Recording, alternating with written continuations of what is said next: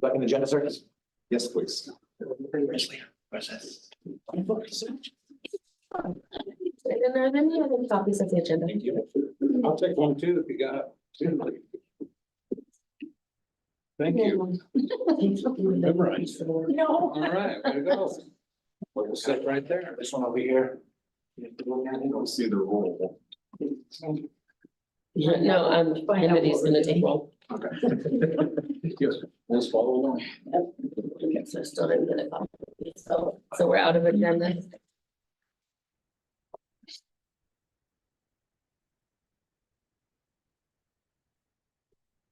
I think Kennedy's gonna take roll. Yeah. Should we give it another minute? Yeah, you can. Sure.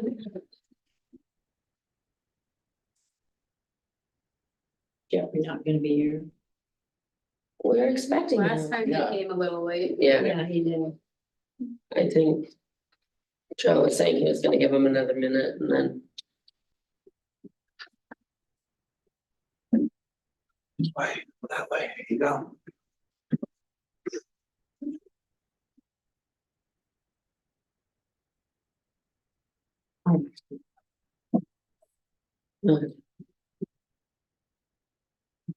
Wasn't in 30 seconds. Oh, here. And wait. You say a minute, you mean a minute, all right? Well, sometimes It's my like- kids, I'm like in a minute and like 3 days later, I'm like, I will surely get to We it. should look at our watch or at our phones because that's probably not accurate. Oh, 6:30. 6:32.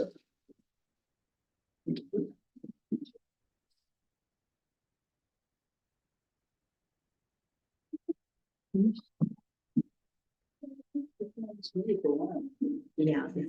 You just didn't want to do anything but share. I mean, not necessarily. I think last time he was about 30 minutes late. Yeah, No. Yeah, he was. yeah, because he didn't have a minutes. You opened it up last year too. Okay, Yes. Well, luckily, we'll be pointing at Sharon in the secretary in the next 4 minutes, so I mean. good. So I'd like to call to order the budget committee meeting. Alrighty. Good work. good bunch. Okay, let's call roll. Mayor Malcolmson, Here, Counselor Carswell, Here. Counselor Gillian. Here. Counselor Paulson, present. Counselor Burrows. Here. Counselor Kip. Jeffrey Olson. Leah Harper. here, Marilyn Duval. Here. Michael Schindel. Shindley. Here. Shelley Wisdom. Shirley Bouquet. And Susan Harpel. Present.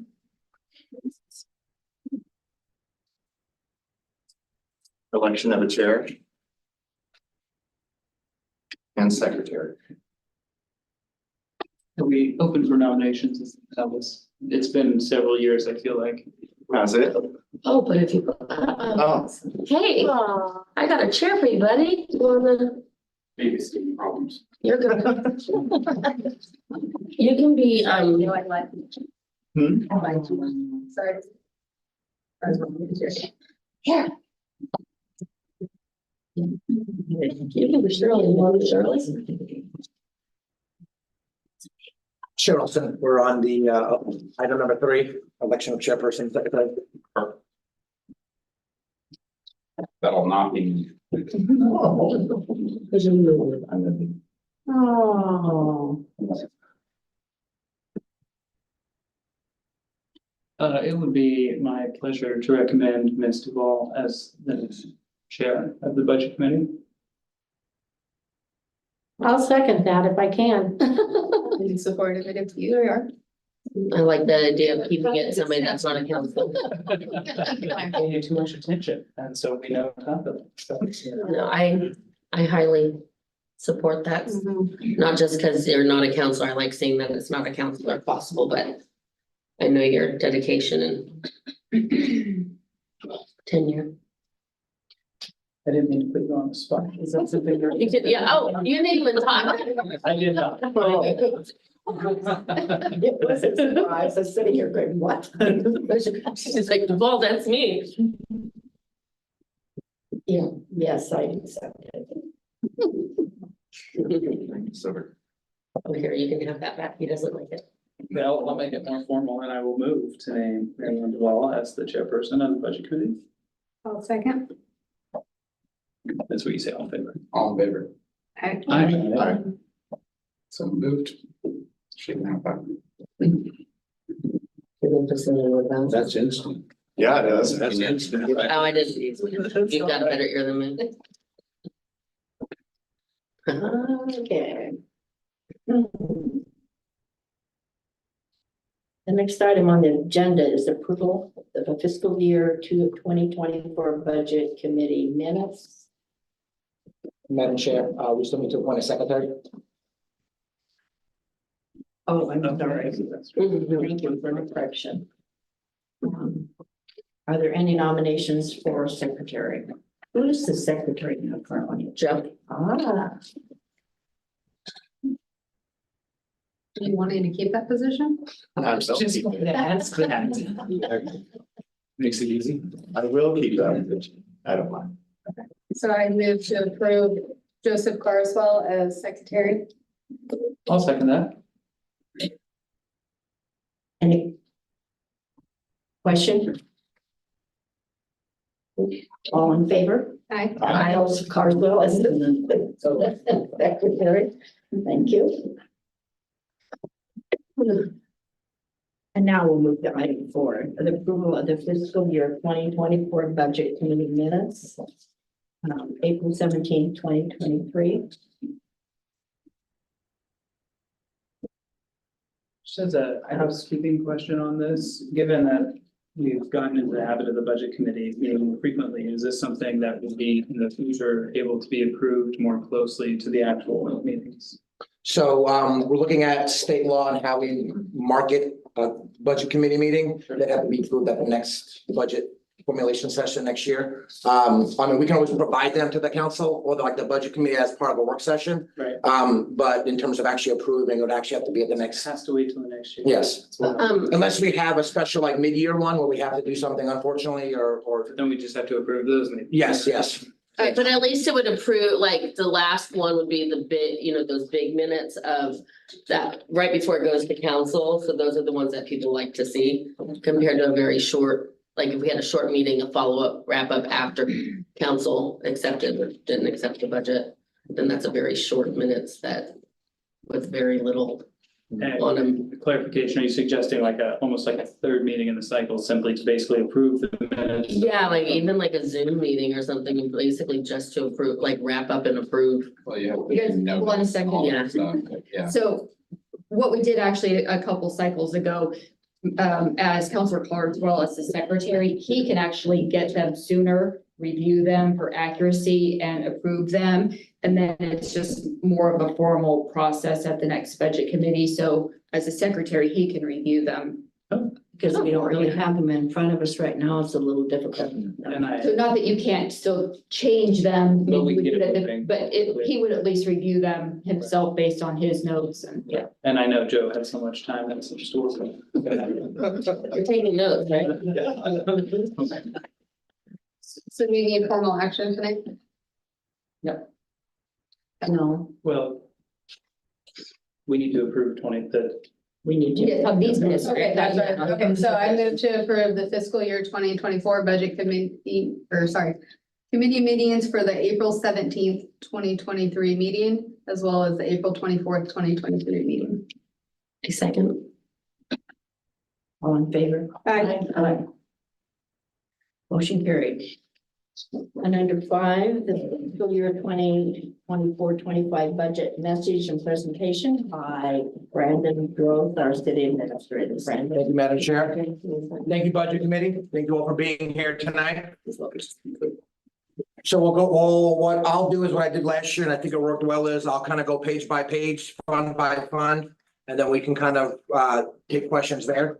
And we can kind of have dialogue from there, if everybody's okay with that. I think last year worked out really good unless you feel differently. Nope. Okay. So you'll see a table of contents for the fiscal year 2024-2025. That's a pretty standard procedure that we do yearly, just to kind of keep you charted to where things are at in the budget. We have our vision statement, which is behind the dais as well. We want to make sure everything that we discuss in the budget and when we make policy is following the vision statement for the city of Lafayette. The city of Lafayette is committed to planning for the future to achieve the goals and desires set forth by the residents. We honor Lafayette's history and strive to work together with residents and businesses to shape our future by fostering community participation. We recognize our responsibility to continue to improve our quality of life through open and responsive government.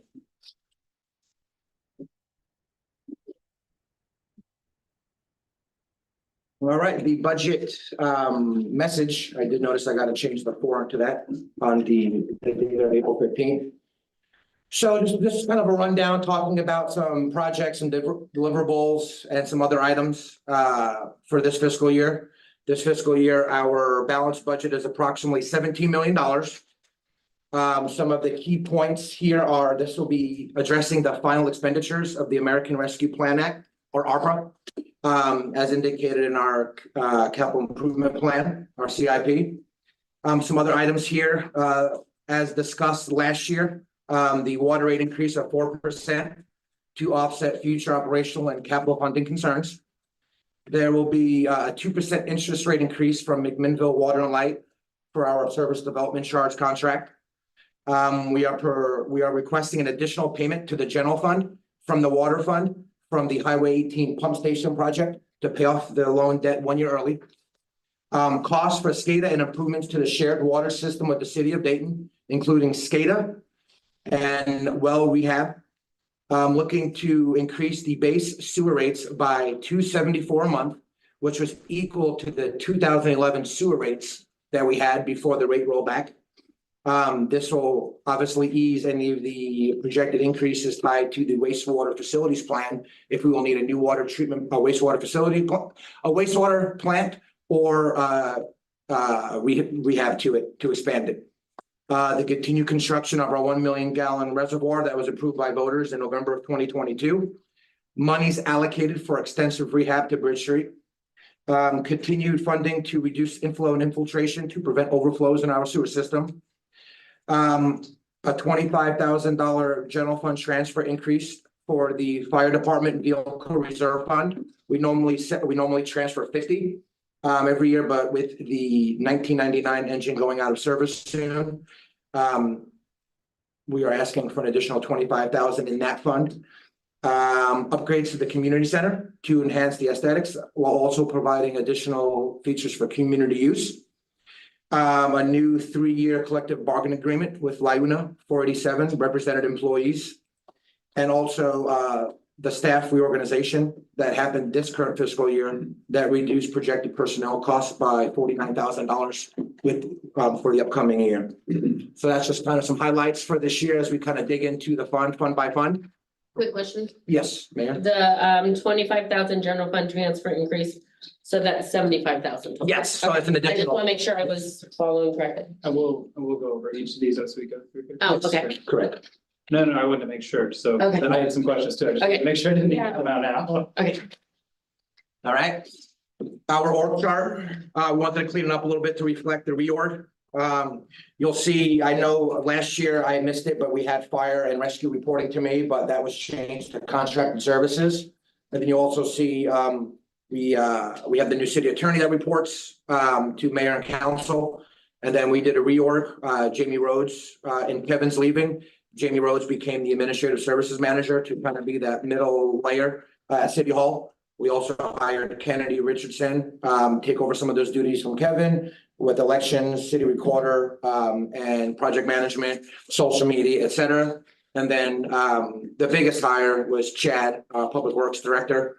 And we siloed everything to fall under Chad. There was some separation of duties that maybe shouldn't have been separated in the Public Works. They're now in unison, reporting to one person. So that's our 2024 City of Lafayette org chart. Any questions? I do. So So, I'm sorry, so now the city attorney is working with the mayor and the city council, not with you? Yeah, so that's my confusion too. That, I mean, that's a contracted service. So like historically, council has always gone, unless it was about the administrator, Mhm. council went through the administrator Mhm. Right. to go to legal. And for obvious reasons, a lot of that has to do with the fees, costs, all of that. But so I guess I'm just a little confused, and there's probably a reason for it, but why the city attorney isn't in contracted services? So previously, the city attorney was a contract service through the COG. And when you all, when the council hired David, it was more of an employment contract with David similar to mine, but obviously he's still a part-time contracted employee. But all the work still comes through me, But he's unless not an obviously. employee of the city, right? It's 1099. No, yes, he's a 1099, but it's still, it's not a contracted service like the COG or like, it's. But it kind of is. It's just a It is. single provider. It is, but in terms of actual reporting, it reports to mayor and council and the work goes through me, unlike the COG where technically reported to you, but a lot of the discussions and everything for me. David, it's kind of streamlined, through council. It's a little bit more cleaner now since we don't have the COG. But I can put that under contractor services if you like, but I know with David now being a solo practitioner. May I ask how other cities handle it? I know with Lincoln City, I think it's also gonna be similar as well. City of Phoenix with similar. Okay. So I can reclassify that. It's Are technically a you saying contract. it's because of the way that you don't have the ability to hire the judge, counsel? Correct. and- So that's why it's, Correct. but that his overall, the communications and all that go through you, but we're the employee. Yeah, and I think that's my question is how that's Yes. different from like engineering and planning. Because y'all employ David. I mean, obviously the city employs David as a contractor, but he reports to you all instead of it going to like the. Right, and that's exactly my question, like, Yeah. isn't the city engineer also, Isn't Right. that something Yes, council but- approves that you don't hire No. engineer, right? No. right, so I guess that's why I'm confused why they're in different spots. It doesn't bother me, I mean, as long as we all still have like clear cut, like, Yeah. here's, like, and I think. And correct me if I'm wrong, like, I think still council, mayor, everybody in that realm, in this box, so to speak.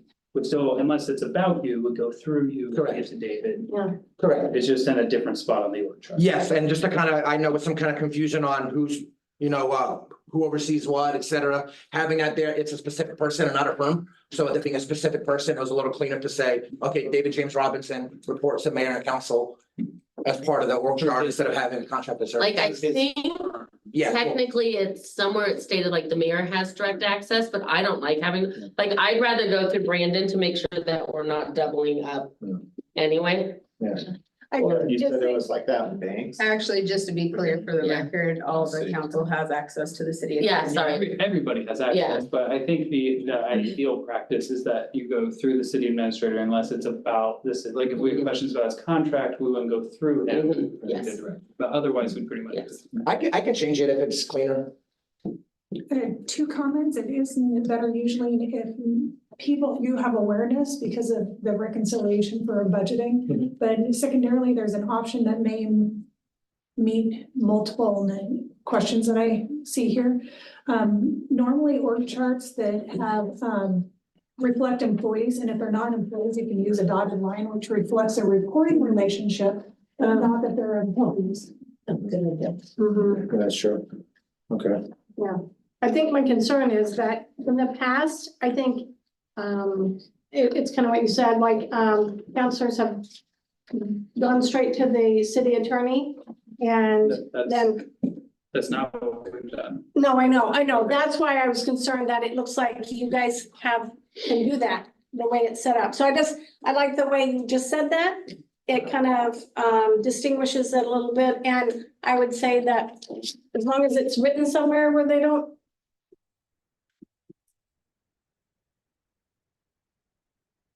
So I can put both the judge and city attorney under contracted services, or I can do what Ms.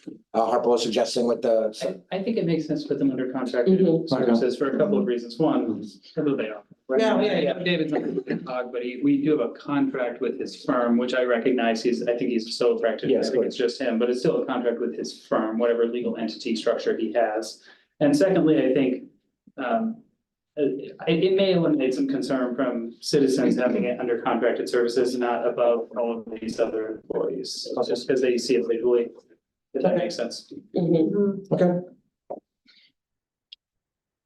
I'm sure that's not where you thought the first rush question. That's the first question. It's like I moved fire, but It's the third page. Any other questions? The silly one outside of budget. So you have a public works director and then a supervisor. So it's a 1-to-1 report and then the supervisor's in charge of the board. Correct.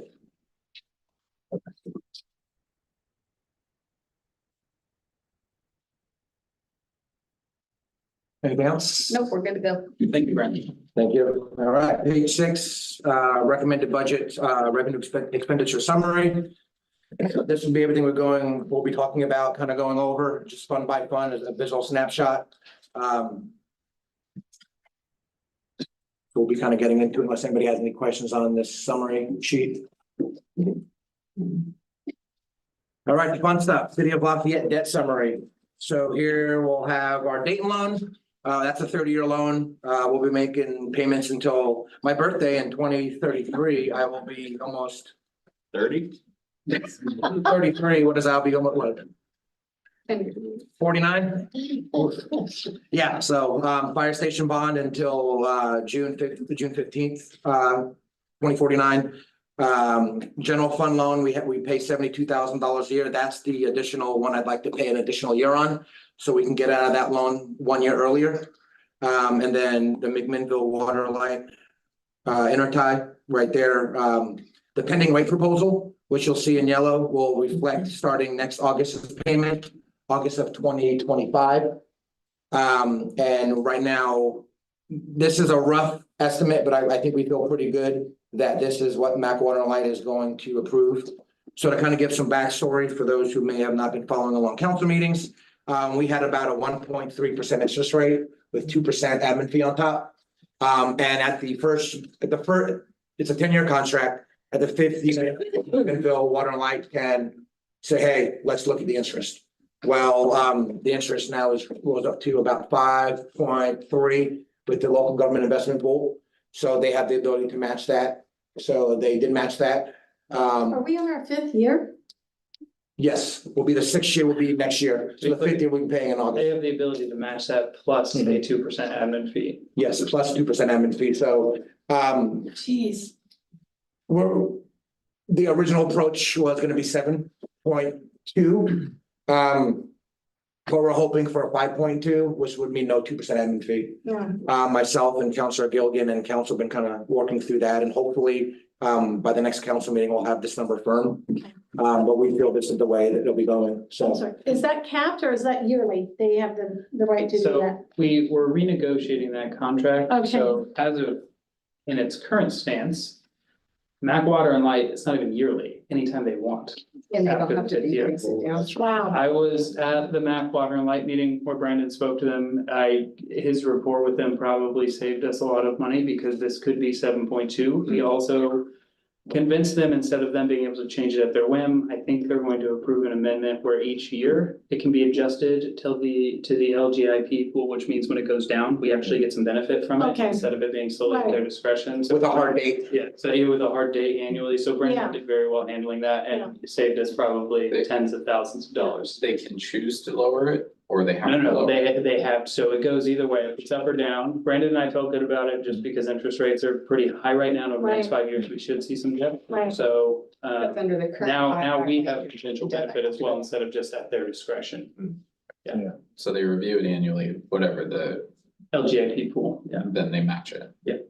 Did the admin fee would that permanently go away? I think we're waiting to see the final amendment. Yeah, they have a meeting, I think it's this Thursday or next Thursday, with actually vote on the contract, and then we'll bring it up to bring it to council, hopefully at the May's meeting. Did the proposal take away the admin fee for this year or forever? We ask forever, but obviously every year, you know. And I think that's what the current draft has, Right. but we'll see what they approve. Yeah, so hopefully, hopefully. The 5.3%, 5.2% interest rate is the highest it'll go. So that So we'll see, hopefully, I may have a update for you all next week at next week's meeting, so. LGIP behind, right, some service, because in utilities, we're always behind, so if interest rates are ahead, then we're 2 years behind. Does LGIP have anything to catch up? So 5.2 really is the highest, or have we not seen the highest yet? So I looked at the historical rates, and Jamie could probably correct me if I'm wrong here, but if you look at the historical rates, their rate plus, if you add the 2% admin fee that's in the contract to it, that total has historically been pretty close to what basically prime mortgage rates are. So whatever, it does matter. Yeah, so that's what I saw. You might see something different. Yeah, no, they're pretty on time with rates. And we did look at a couple of private banks for loans, and it would have been close to double digits. There was no way we were gonna get anything less than what we're getting now with Mac Water Lights and LGIP, so. Any other questions on the debt summary? All right, staffing distribution by fund. This is how we pay out all of our city personnel and contracted services. You'll be able to kind of see how that's laid out.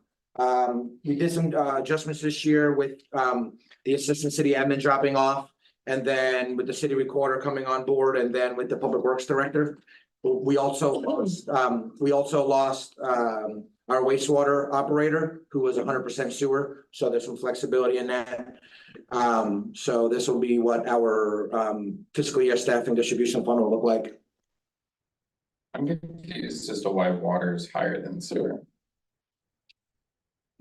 For who? That it's a total of I think it 4. means total FTEs. Is that right? Yeah. Total FTEs? No, well, we have more people focused on water than we have actually on sewer. Right now, on sewer, what does it normally break down to on sewer? Like it's Mackay is about 50-50, right? Mackay's pretty much most of the time. So it's an allocation though, right? These are goals, right? They're not always reflective of actual. Right, because then by the time you get to the end of this budget year, you're gonna look at what actually was spent and then reallocate as needed, right? Yeah, Jimmy's done pretty good about that. She asked me how I want to do some stuff this year, and with the staff shakeups. But if we see any issues next year, we would obviously Well, it'd be for the past year. It's Yes. Actual versus theoretical. yes, and I know we're looking at hiring one more person who may be more geared towards having some sewer experience as well. So I think that's where you're going with that question, right? No, my question is you've got all these maintenance workers, a utility worker, a supervisor and a director. That you have a level 3 wastewater plant, but you don't have a treatment plant. And you have a very small distribution system, so I can't really figure out in my head how water would end up taking more than your high level wastewater plant. As far as FTE allocation, because you're buying your water, there's nothing to do. You do have some on the treatment side, but it's minimal compared to your wastewater. Well, a lot of this will be factored in like admin, like me, Jamie, Tina, Jasmine. So a lot of those will be factored into because of the outside of actual water, the processing of the billing and whatnot. So a lot of the employees, if you looked at the employee breakdowns, oh yeah, there you go, you'll see right here. Yeah. Yeah, I see that. so a lot of that is reflected on there because water is one of our bigger resource drivers. All of your admin are exactly the same. It's your utility workers. So your maintenance worker, 10% is on sewer, 40 is water. Is that what you're getting at? Yeah. Like, are they really I think you're spending? 50-50, so I can understand the billing that component, but I can't understand what takes more in the water system than the sewer, especially if you're doing your own TV and you're not contracting and stuff as much. Well, the city historically hasn't been TVing, so that's why I proposed in this budget to set aside the money for TV as an outside contract, because we don't have the capability currently, we don't have the equipment on staff.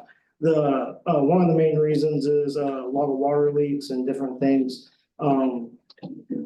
They spend more time in the water distribution system than they do the sewer plant, and SBR plant's very simple. Even though it's classified as a level 3, complexity by DEQ is very easy to hit a level 3 facility with flow, and we have a total, I believe, 6 pumps at the facility. So if you have, In comparison, the facility is fairly easy to operate. There's not a lot. so if half of their work is between sewer and water, you're saying 40% of that is before it even hits our house. Well, Yes, correct, so I they just just. don't wanna skew, we're gonna do studies, right? We just did the water study. This would skew the numbers the other way. The wastewater study wouldn't have as much labor allocation and water rates would have to go up for something that may not be actual. Especially if you start doing your own work versus contracting. Oh, I'm And not, so if we're forecasting into this year. Historically, it might have been something, but we're talking from June of 25, right? Or well, June of this year, 24 to 25. So if you're thinking that it's gonna be changed, this doesn't reflect that change. Yes, so I'm curious when.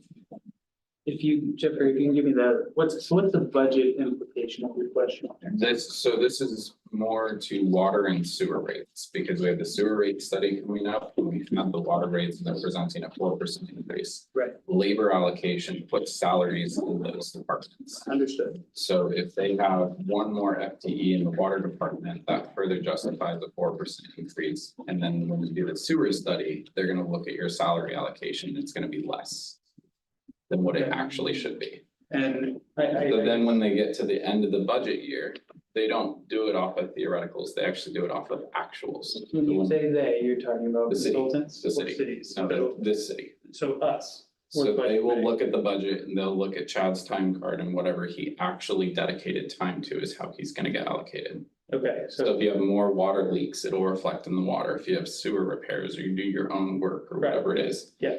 Those actual budget figures won't be factored into the studies because we're basing them. with so is your theoreticals. concern with the results of an audit? No, not an audit, but increases to water pricing and sewer pricing. Sewer prices won't go up enough, water prices would go up too much. If you're allocating. But at the water town hall, you said water rates weren't going up enough. Oh, they still aren't, but sewer wouldn't go up nearly enough. Because you're over allocating into water. I guess I'm just, So if I'm you looking need for a the 6% in water. And you're actually presenting 4, it's still not enough, but if you actually needed more in sewer, you're not giving it because you're not allocating your labor properly. so your concern is we're gonna have a shortfall by these allocations? Yes, Okay. in sewer side. Okay, that's what I was looking. We're over allocating the water unless we're not, and if we aren't, then I just don't see where. Okay, that's- I was just- another thing I'd like to clarify, so the facility design is of, I believe, 2.5 FTE. Mhm. It's, or 3, it is no more than 3, so the plant design that we currently have is for a total of 3 employees off the last. So if that's plant design, that doesn't factor in collection system. So it was off the facilities plan, so it should have factored. It was a, Your own line cleanings and every cameraing and well, everything. that's if the city had the ability to do that. No, That's what I'm currently, saying. we don't have that ability. We'd have to purchase the equipment, so, If this budget gets approved, would you have the equipment? no. You would not have the vac trailer? Not for TV, so we don't have TV equipment. Okay, but it's for cleaning your own lines. Yeah, but you brought up TV, so yeah.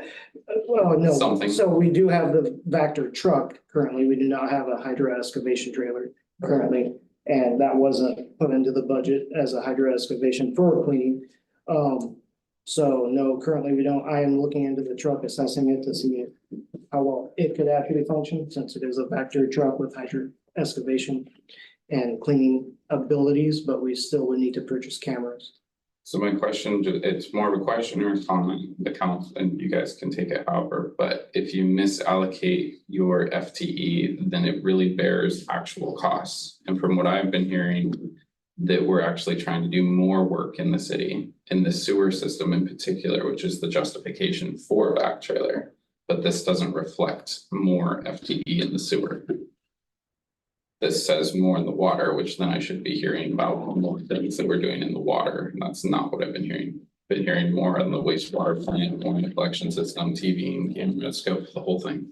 So I just thought that this should be reversed. If that's where we're aiming. I honestly don't have an answer for you. What are the implications of these reversed? I mean, this is more just a payroll, like, I understand what you're saying on that. I mean, this was more just of a payroll sense of how we pay the employees. We normally chart the hours more for like OSHA requirements and workers' comp. But, sorry, you were gonna say something? It would, No, I'm listening to Oh, this. it would be one FTE, so it depends on who the FTE is, but you could be $30,000 to $60,000 off And so a year. Will the plus FTE, benefits. have any factor in the future study? Well, it's looking like it. Salary. It's looking like from what JJ said. I mean, I don't have an answer for that. I would probably need to come back next week and we would probably need to talk a little bit more about that, but I don't want to say anything and give you an improper answer. So just based on our workers' comp audit for the actual hours for last year is heavier in water. By that much, 25%. Well, just because we only track on the public works side, so it was about 48 to 40%. Okay, so if it's just the public works, Six- this has, 1,600 hours more spent in water than sewer. so half an FTE. So it still is. But it was also, we lost the Ron, who was 100% sewer. And so that adjusted these numbers more drastically. Last year, they were a bit more even. Brandon, can we look into the question for next week about this affecting the study? Because I'm just concerned that we're gonna have a false study again. And Jamie, I know you hate this, but I'm gonna put you on the spot. That's okay. How do you feel about this breakdown? I mean, based on the what the work that is actually being done and kind of to Chad's point about what they're actually doing in the field. I know it was brought up about the maintenance workers. They spend very little time doing sewer related activities. You know, they're not doing anything down at the plant. There's very little in the field. It's meter reading, fixing water leaks, those types of things. So, you know, we adjusted the percentages on a couple of them to try to make it, because we do go back and adjust these based on the workers' comp, the hours when we do the audit for the previous year. So we do try to adjust those a little bit. I personally don't think they're heavier in water, because that's just the reality of what the staff that we have, the employees that we have, what they're truly doing. So you think these reflect fair with? I mean, they could decent probably accuracy? be adjusted slightly, but I don't think it's a significant enough that it's going to skew anything. I have a question, Brandon. Are you planning to replace Ron? Well, we're replacing Ron with somebody else, but they're gonna be they're not gonna be geared all towards sewer. Because didn't he have certain certifications and, you know, that were required to run the sewer treatment plant? Correct. And is the new person qualified to do what you have all the I mean, I just didn't know. if you had certification, Thank God, that's what needs here I today. just know that was always an issue with him, is to make sure that he was qualified to, you know, to run the, And that's why on the Public Works Director's position, he is a heavier percentage on sewer because he has those certs. those He is- certificates as well. He is the direct response for that, so he's heavier on the sewer side. Correct. We have in here a position for an operator that's not replacing Ron, it's a lower level, but they would be split operator, water Okay. and sewer even. As opposed to the previous, it was strictly wastewater sewer. Is that adding an FTE then from last year? One other thing is, the reason that you guys were having to hire a contractor, consultant was because he didn't hold all of the certifications needed. He held one, but was a step lower Okay, in one section, because collections and treatment. okay. He had the collections, but wasn't quite to the treatment yet. So we have to pay for Had to pay- that, and then also a contractor, and all that is right here. Well, okay, so we're getting better, huh? Get more for the money, okay. So this is the field house. We won't have to have a town hall with pitchforks and stuff. Not this year. Well, we might if this affects That's what I'm the asking. sewer study. So Brandon's gonna look into that and Yes. bring that back next week. It's killing them. I have a quick new guy question. Are there things that we did last fiscal year that we're not gonna do this year, that we'll be adjusting? New meters, you know, I mean, you put in the new meters and all that, is that one way or another, or making any big difference? I mean, we're a lot lighter on big projects this year, but regarding, I mean, the meter change outs. We were doing some stuff internally that we probably shouldn't have not done internally. Street repairs this year, we didn't really have anything on the staff side. Reservoir stuff, we don't really have anything on the staff side besides time and inspections. Am I missing anything? Any major projects that we had last year that were more staff related instead of contractors? No, Wait, I- that's the thing, yeah. Right, the whole first thing just shifted. Yeah. Oh, yeah, yeah. So. Looking more time in utilities.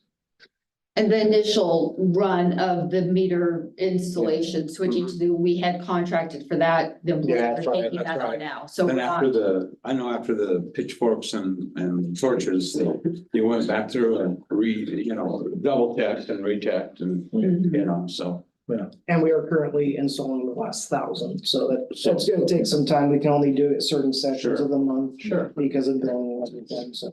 But last year you installed a lot more than 1,000, so. Well, last year a contractor did it, and I think we paid, that's about $40,000 on that, right? Something like I that. think it's quite that much. It was a significant number, and we just did that internally, Okay. so. Russell, are you asking the question because of the FTE, thinking that the FTE and water would be less because of the automation? I was just thinking that it may have affected the projected in next year's fiscal budget. Changes from what we did last year to what we're going to do this year, if you will, last year to this year, whatever, last budget to this budget. Do you mean from an installation purpose or? No, just from what the idea of maybe we had more projects last year, more smaller projects, and this year we don't have those, and so it may have made the numbers one or the other. I have two questions regarding the FTE. It looks like you have 7 on the chart that are public work related, but I don't see 7 on the org chart.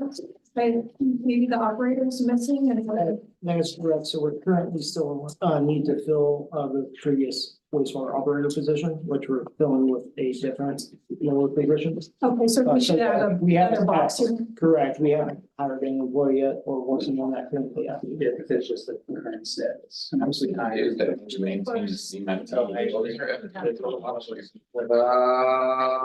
right? Because Kevin's position would have been one, and the wastewater operator would have been Chad filled one. We added one last year. Yeah, and We added, who's the new one? We added, Zach was the new employee. We had a new entry level maintenance worker. Kevin. And him. And then Kennedy. I'm trying to think, 'cause we had terminations and we had hiring, so I'm trying to.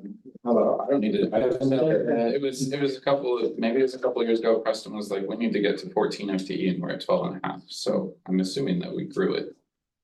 Somewhere. Well, last year we grew, because last year we got Zach, because we hired Zach the same time we hired right around Shad. And Kevin left, And then Kennedy. Kennedy came on board, Yeah, but and then Ron left, then we got the operators. There you go, there's the third. Second question regarding the allocations. I know you guys are advertising for utility workers. Is that gonna be the 2 utility workers then for your staffing FTE?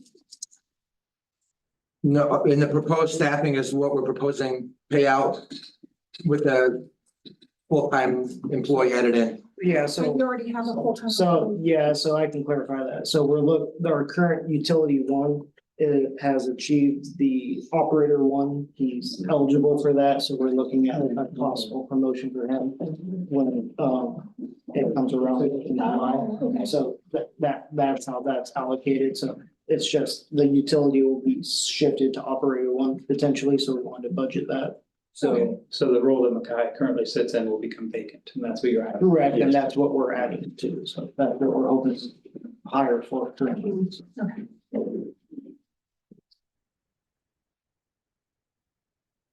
Anything else?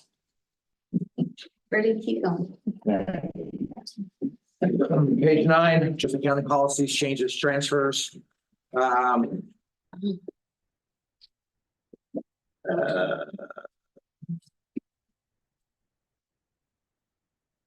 Community grants allocated $5,000. So on that, we got about $3,000 worth of requests for the community outreach grant. We have 4 applications come in. So the reason why we're letting you all know is normally, in past practices, we would just budget the money in there and talk about it.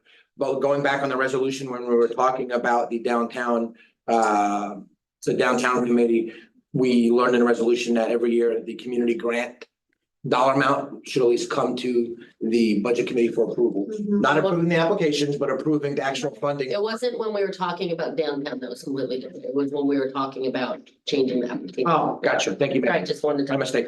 Yeah. Yes, so you all, so we're asking for 5,000 just as wiggle room, and if any other person tends to come in and say, hey, we forgot to turn the grant in, or they want to come towards the end, have that wiggle room, but we had a $3,000 request for 4 applications. And those will be going to the city council to discuss in July on Was there original resolution cap on that? I mean, I just can't remember. I thought it was about 3,000 to 5,000. Oh, gosh, I even just read it this week, but I was Thought it reading it was for other higher. things. Yeah, I don't remember. I think. I don't remember. When I- 3,000. I think yeah. I know it's I think I even. seemed like it was a lot last year, but I just read it this week too, but I was reading it. I think it was 2 or 3 years ago, we did it 8 grand. okay. I have a question. okay. So historically, because of some sort of self-inflicted masochism, the council has always had a shorter budget than requests. Most people remember it that way? Yeah. Council, okay. I would have no problem cutting this budgeted amount. We don't have that many applications. Mhm. We could literally do 2,500 and still give most people close to what they're asking for, and that would free up money to use elsewhere. Does anyone have thoughts on that idea? I've always felt that the community grants are something that we're taking money from taxpayers, giving to what what the council feels it should go to, and I really believe that citizens give on their own all the time anyway to what they believe in. So I wouldn't have this is one area I wouldn't have a problem cutting down. I support that to a point. I support it to no more than what was already given, or like if 3,000 have come in, that council could choose not to allot all of that 3,000, but I don't support putting more in case people come in down the road during the year. Right, so I would like to see it go down to like 2,500. I think council should have to make those decisions. I don't think we should set the precedent of like, hey, we're gonna always allocate exactly what came in. I think that's. Right. Well, that's why it's a yearly thing, so if you want to reduce it as a budget committee, then I let council know in And July. I feel like we're better prepared right now because in years past with previous administrations, I know that we always had the number attached to the requests that came in, and this should we do, which is great. But I think that council does a lot of great things. I think they're fully capable of finding where to put 2,500 on $3,000 of requests. I When don't I think that's the a great original system. resolution, there was a cap. I have it right here. Yeah, There's no cap. there's no cap, okay. No. Now, it- the downtown That was the fiscal- facade program had a. So, I mean, it has approval and or funding for city grants may be increased or decreased or denied during the fiscal year by the council, but there's nothing Yeah. on its resolution 2012-04, in case here's what I'm quoting. There's nothing about any dollar amounts. Yeah, maybe there was just discussion and it was not put in. Yeah, like for instance, I read it this week, because I was looking up some other stuff and I was surprised I didn't have Brandon, was there a deadline on those applications for the grant? March. Yeah, it was March 29th. It has to be turned in by April 1, to give us time for the budget committee. And you- budget committee prep. My position is that any that come in after the deadline date, like we shouldn't be budgeting more, opening that door. Okay, I just, The one that came in late, she gave them an extension. that was factored into here. Yeah, And then I guess that's up to council to decide how to handle yes. that. Just wanted to circle back. Does anyone else have thoughts on decreasing that 5,000 to 2,500? I think council can make 2,500 work for $3,000 worth of requests. I think that's appropriate for this year, but I don't think we should be setting a specific amount. No, I think it should be revisited every budget cycle, obviously, but given the information we have in our hands now, knowing what the requests are, I think that's a reasonable adjustment to make. I knowing think the that's numbers. extremely appropriate with sewer rates increasing and water rates just increased. I'm gonna say 100% that I don't want it for more. Whether we lower it from the 3,000 or not, I've read the grants, and so I don't wanna accidentally be biased on that. I think 25 is doable. But I'd like to, I'm not opposed to the 3,000 and letting council decide to come under budget if they wanted to. I just don't want to set the precedent that like, hey, we'll make the adjustment to whatever the, Yeah, like, oh, if we had $3,000 come in, and I think council's perfectly capable of shaving $500 somewhere and evaluating the applications and figuring Yeah. out what's best. and I think that also gives us that tool to say no to something that we don't support. Because it holds us really more accountable to the money, like, we don't have 100% of the grant money requested, we don't have that 3,000, we only have this amount. So we are gonna have to make those no decisions, Seems logical. yeah. So just a quick question for the newbie here. So is grants or something that this go look at that says this is the guidelines Yes. for applying? Yes, so we just revised the community outreach grant application. There used to be like a one page with 4 questions.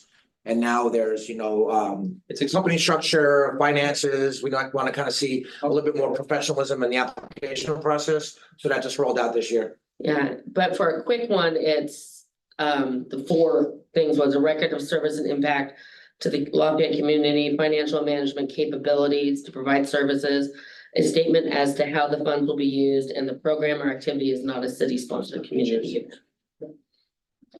So are most people okay with Brandon bringing this back next week with that cut to 2,500? I am. Yes. Okay, back to page 9. Still on the the allocated money to community grants, proposed water rate increase 4%. That was kind of discussed last year after we had the town hall regarding the water rate increase that had happened. At that time, we did have to situate into a service fee model with the debt service fee, which was $15 this year, and then an additional $5 for a water maintenance surcharge.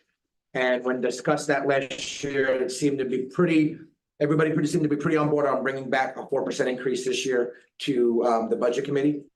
So that's there for them to discuss. And then also, as we talk about the sewer rates and what the sewer increase impact looks like, at least maybe getting back to where we were in 2011, 13 years ago now, just getting back to where we had the additional 274 on the base rate 13 years ago. Then, Can I make a comment and a question? yes, Okay, the first comment is, I just want to make sure everybody's clear in the numbers. When we proposed the rate fix, we put in the surcharge instead, we specifically covered the 4. This should not result in the same reaction as I last. mean, we need to be This is specifically discussed. proactive to remind people that we, So, and 4% will be, so there's still, people forget there's still tiered rates. Right. And it will be 4% to each, correct me if I'm wrong, to each rate correct, and the base rate, right? correct. Yeah, so it's not, 4% each tier. it's not going to change for higher or lower consumers differently. It's going to be 4% across, right? Correct. Okay, so that was my comment. My question is, the 274 on the sewer rates, was that just, did you pick that number because it puts us back at the 2011? It puts us back there and it'll start to soften the blow. If it does come out that it is gonna be a major increase, Okay. we at least start softening the blow now. And then we kind of look at it, how it looks like next year. Because the sewer rate, we were actually gonna look at doing the sewer rate before finishing the facilities plan, but that probably wouldn't be the best idea.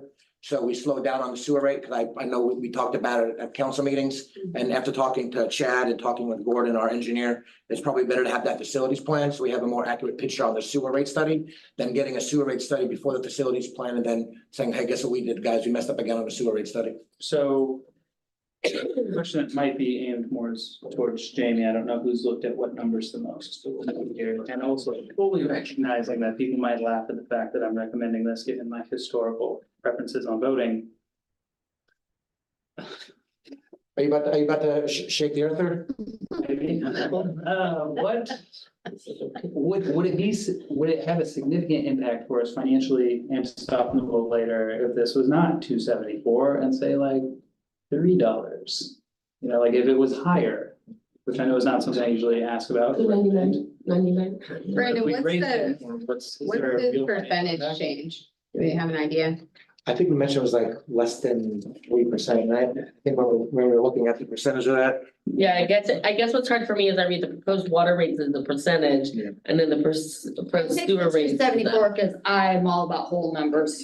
So, and to be clear, I'm not In two asking. thousand eleven, we were at 46. They rolled it in 2012, rolled it back to $42 per month for the base. And it had stayed that until we did the 3% What? in Sorry. 2002. Well, and I wanna add some clarity. I'm not asking for the sake of raising, I'm asking with an eye forward towards softening a blow, given what happened with water rates. Like, will it further soften the blow in a noticeable amount? If this were a $3 change instead of $2.74. I estimated about $54,000 annually Okay, at the 274. So, I mean, we're probably looking at. we're talking probably 1,900 ratepayers roughly. No, we're just under 16.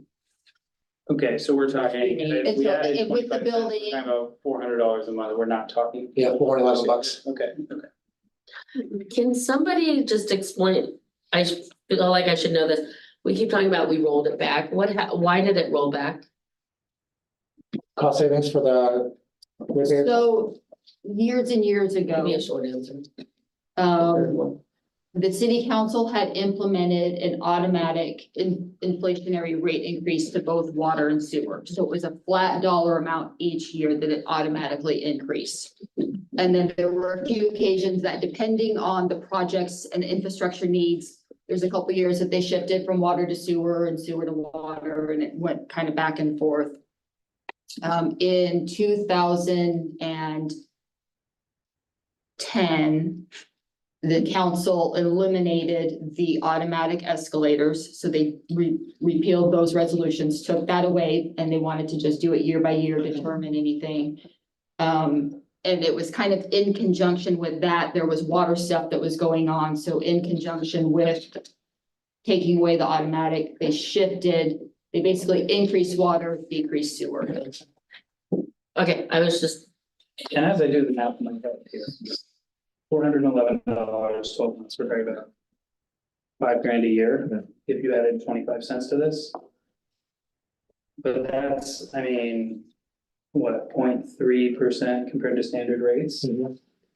Is it worth making that extra 0.3 now, given the benefit of softening the blow later? If we're doing a 4% increase to water rates, why don't we do a 4%?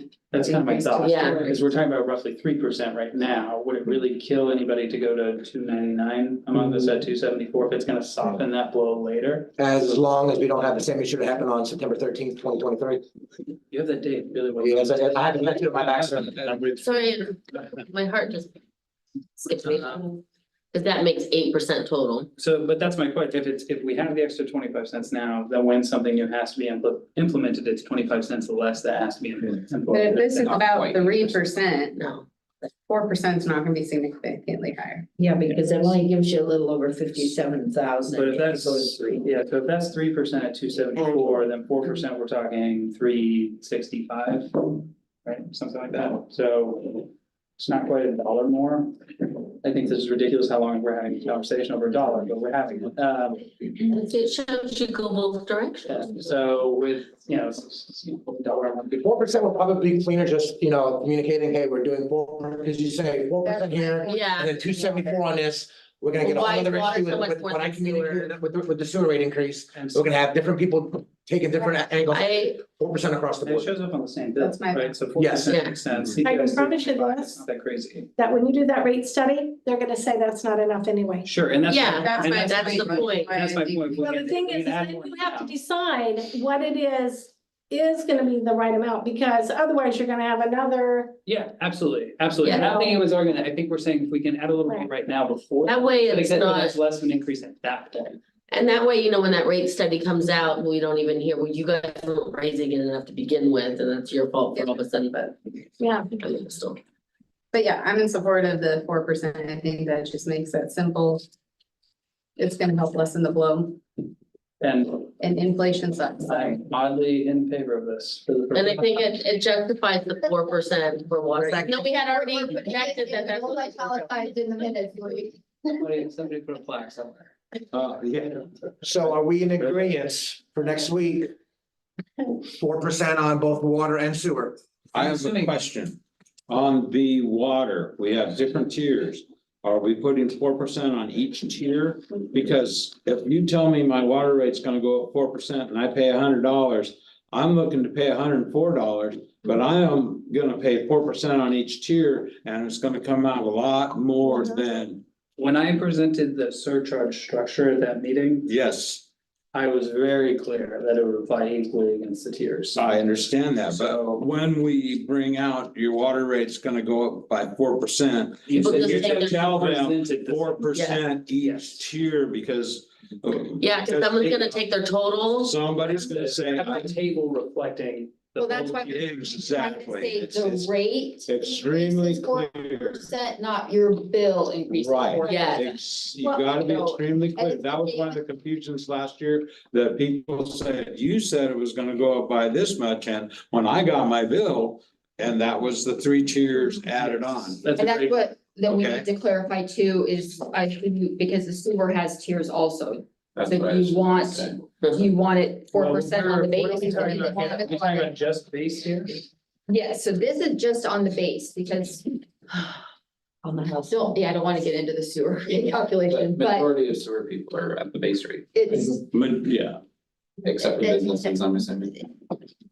It's just. yeah, I mean, they're the lower end, I mean, depending on their conservation in the winter time. Because we base sewer rates for people on their winter water consumption. So those that are using less water, that's their sewer rate is gonna be a bit lower. So, but we have the base and then there's an incremental charge.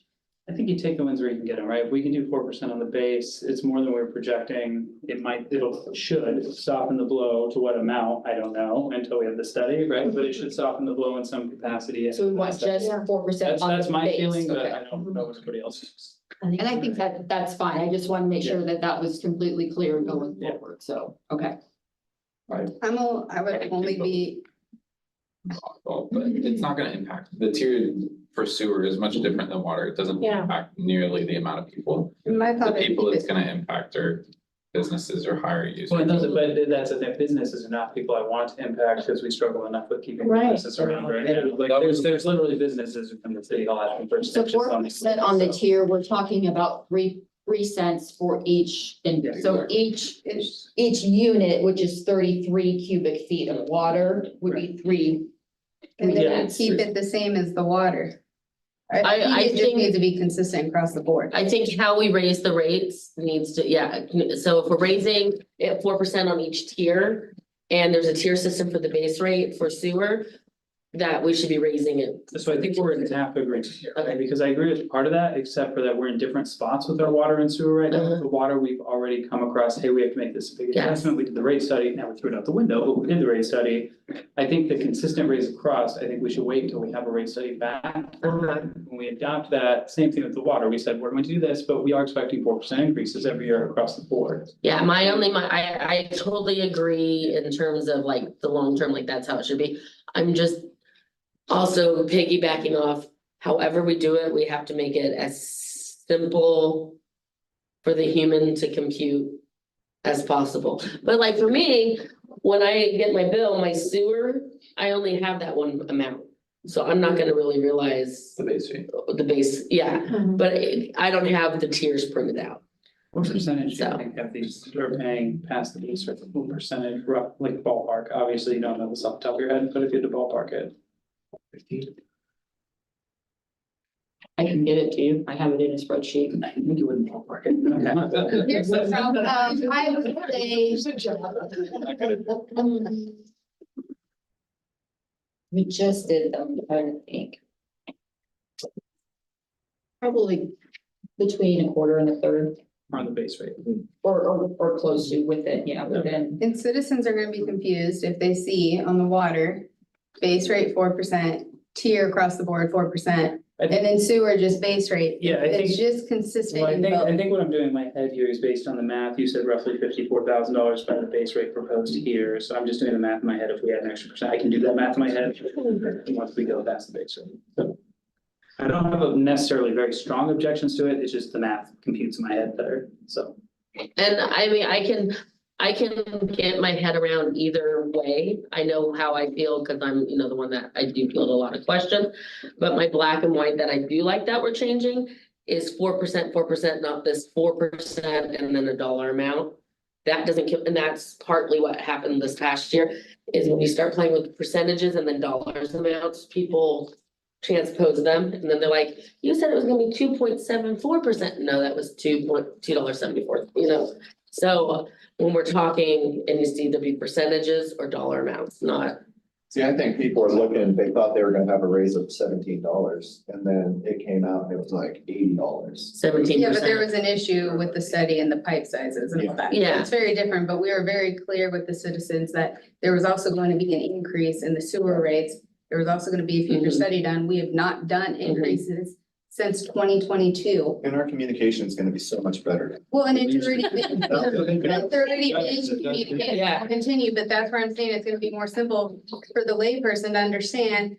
Okay, 4% on each base and Right. 4% on each tier, but if we have just one over here, a tier and the base increasing, but over here, just the base, it's just confusion and. So just so everybody understands, right now, the base rate is $43.26 per month.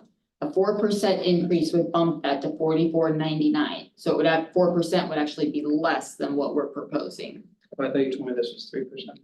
I didn't know what the actual rate was. No. So the base rate right now is $43.26. 4% additional to that would be $44.99. So it would actually be less than what we're proposing. What is the percentage we're proposing? I'm sorry, you have a calculator. See, that's why I hate the dollars and then the percentages. That's over 5. Close to 6. A little over 6. Yeah. Brendan, I have Just a little over six, about 6.3. the rate, the way we, the $20 monthly raise, is it covering the bills that we have? Was it enough to cover what we needed to do? Yes. Okay, so, So this year, we're not proposing an increase to either one of those because when we added it, we knew we were gonna have a little bit extra in terms of customer growth, in terms of managing it to where we rounded it up instead of saying 1437, let's just do 15 and start Yeah. kind of. that was a perfect solution. I'm just wondering, so this is just, so the 4% is just, Personnel costs, Right. cost of living adjustments, Okay. supplies, Okay. normal day-to-day operations, and then, PG. right, or whatever. Yeah, PG. Right. so.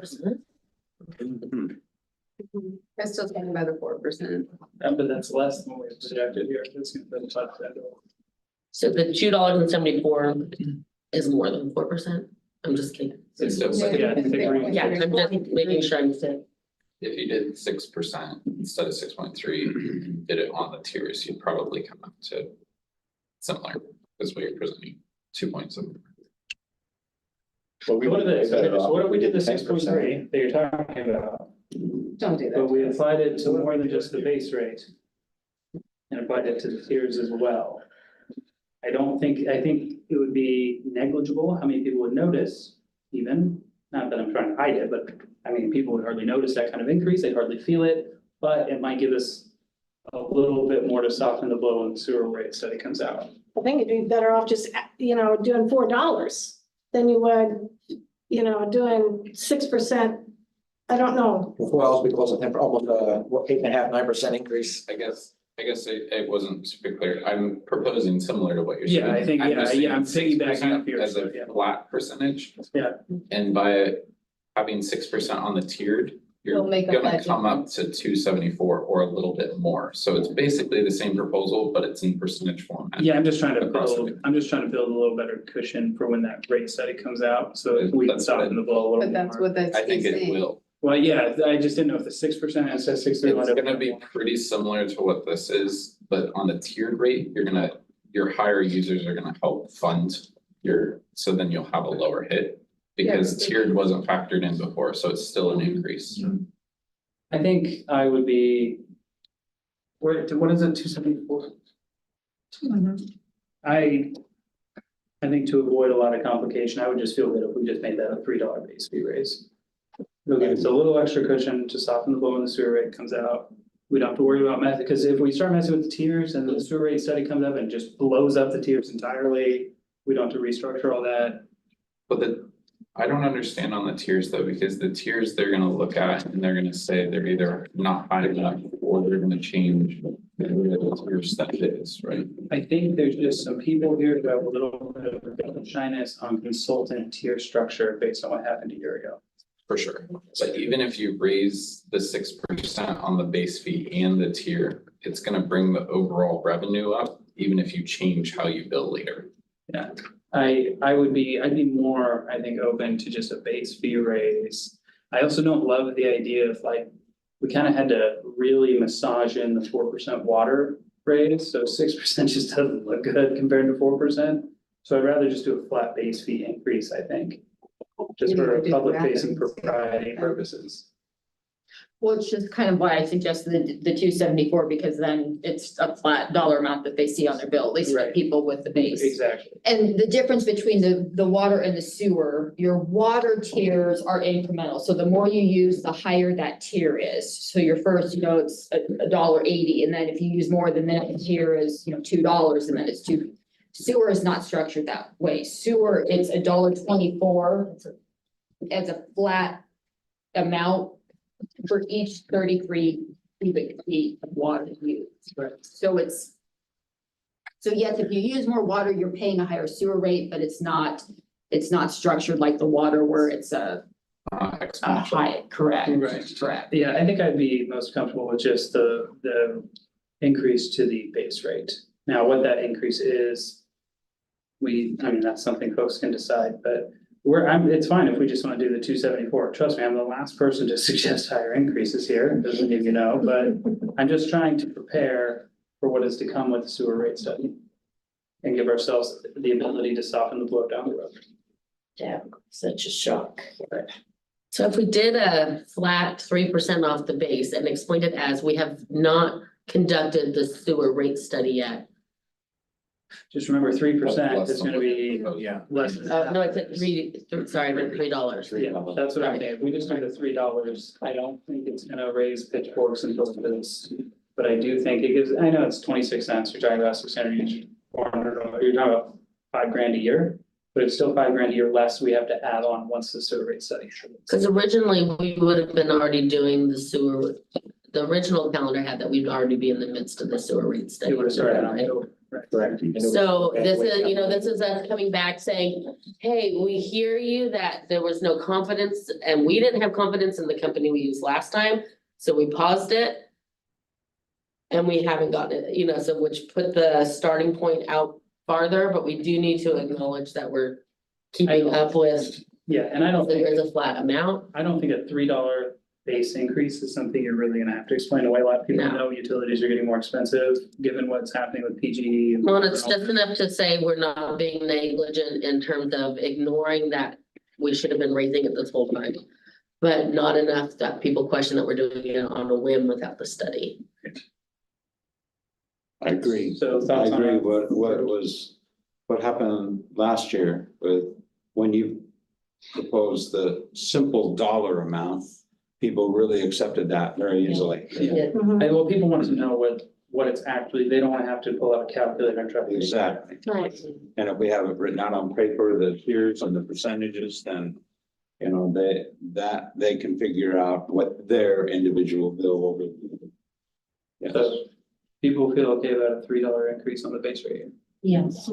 Yes.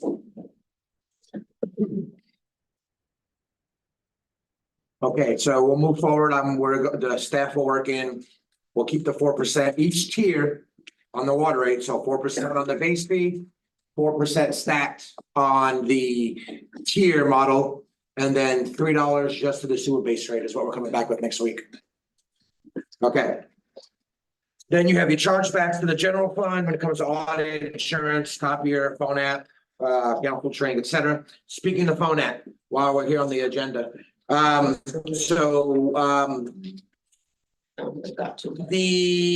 know it's small, but we pushed out our Facebook presence. We still have our app presence. We still have the website presence. We are seeing an increase in some of the use over the past few months on the COVID reporting side.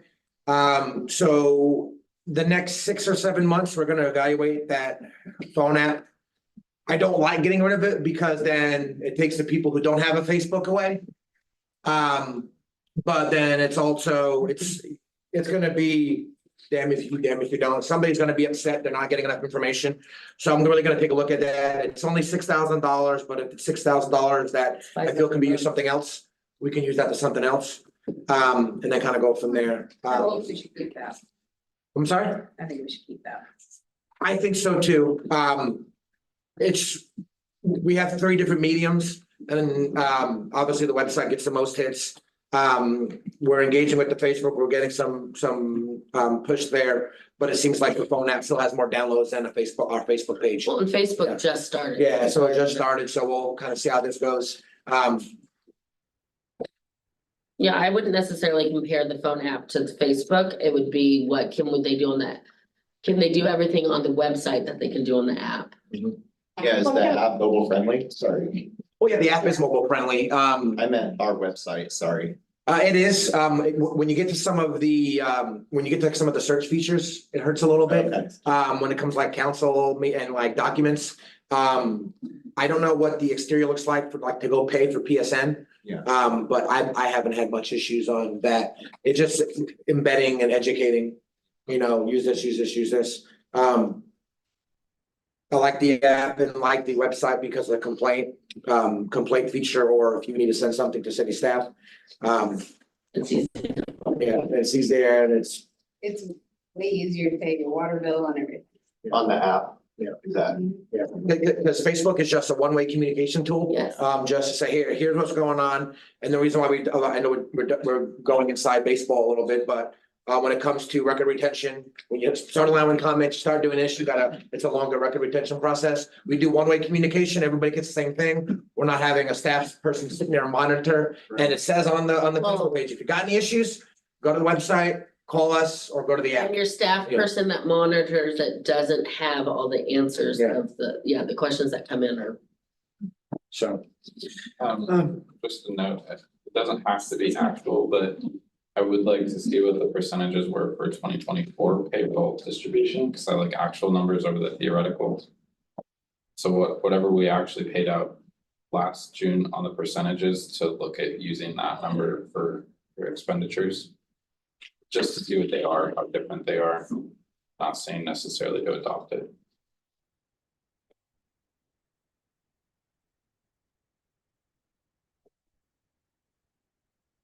I'm just wondering, are you thinking that payroll is gonna make a difference on the, when they do the audit? Like it'll affect the Salary audit? expenses. Yeah, So- it'll affect it. If you're off by one FTE, say we have one FTE in water more than sewer, Mhm.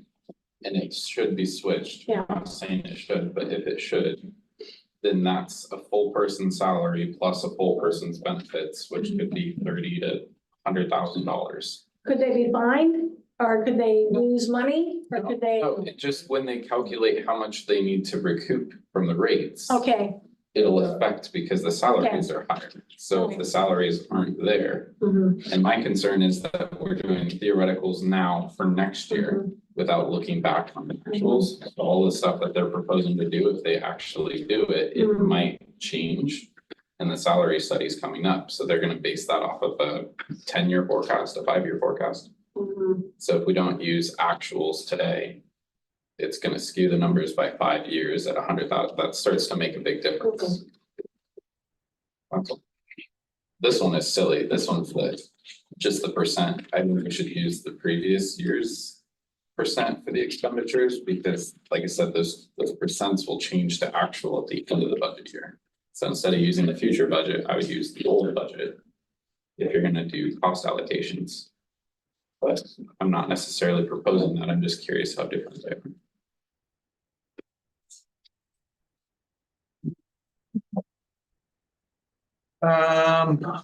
Sorry, and then all the transfers, the only one that is gonna be increased this year, proposed increase is gonna be the capital acquired equipment fund. what we can kind of get to. Oh, and the loan, water loan payment and the water debt service for Mac Water and Light. So I know. I think this was the Preston question, but I remember budget committee discussed having the vehicle and equipment replacement funds. It's set at 6,000 equally across all the funds.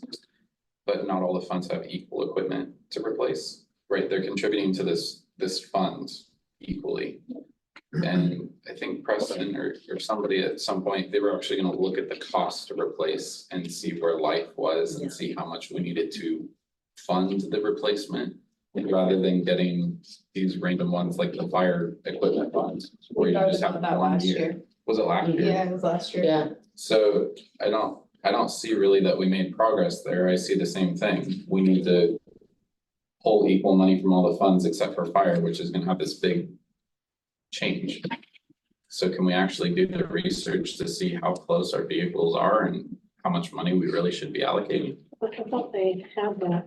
Yeah, we have it in, we have the vehicle breakdown and right here, but it just says how many years are left. I think there's more of a depreciation model from what Mr. Olson is saying. Well, what we found, the problem with the depreciation model is the estimated replacement costs were so far off last time. It was like you couldn't actually buy it for that. Yeah.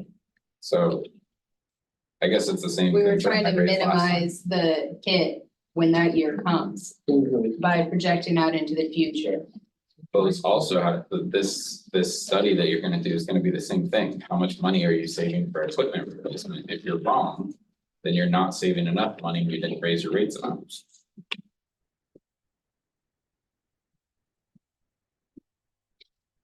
That's something, I don't know how it would change the budget, but I'm not sure if 6,000 is enough.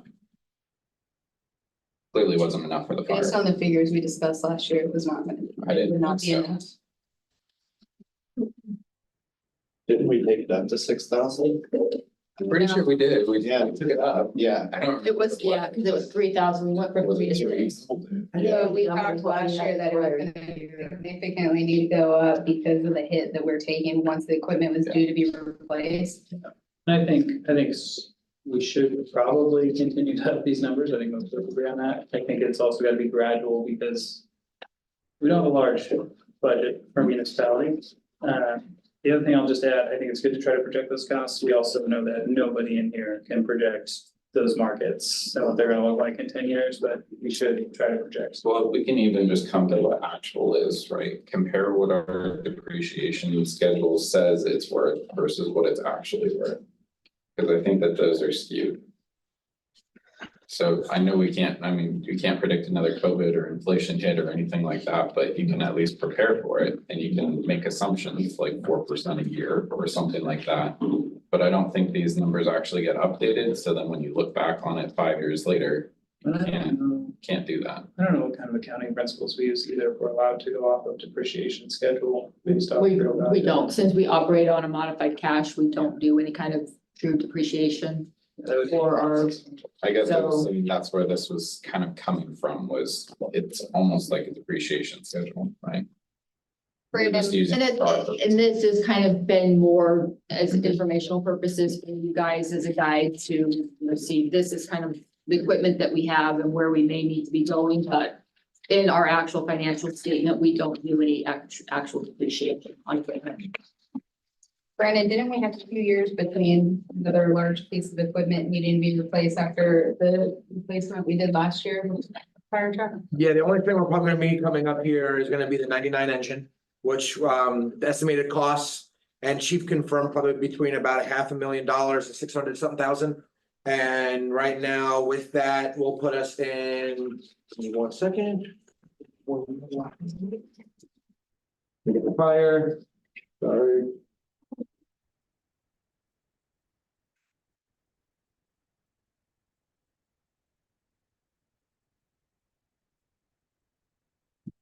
Page 49. Alright, 535. Equipment replacement, I'm sorry, equipment replacement, I'm sorry, wrong one. Where's the total project? That's just the actual So we have to remember too, that in the fire capital fund, part of that is the carryover from the bond. Oh, yeah, That, right. that's restricted use. So for vehicle replacement, it puts us at about 230,000.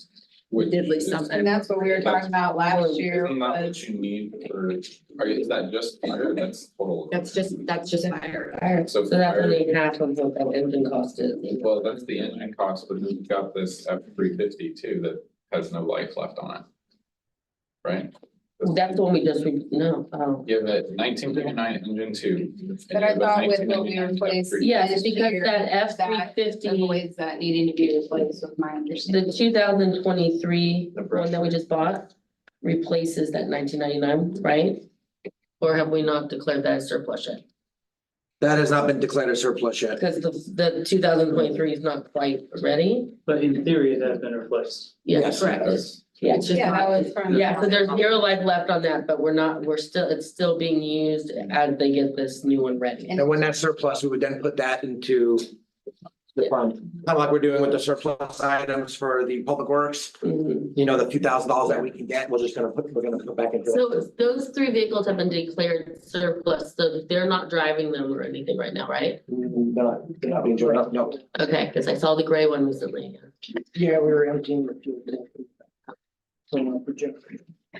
On the fire capital, part of the request for the increase, the last few years, well, it's been a while, but the volunteers, when they go on conflagration, when there's the wildland fires and they take our equipment, so the state reimburses not only for staff time, but also whatever equipment apparatus that we take.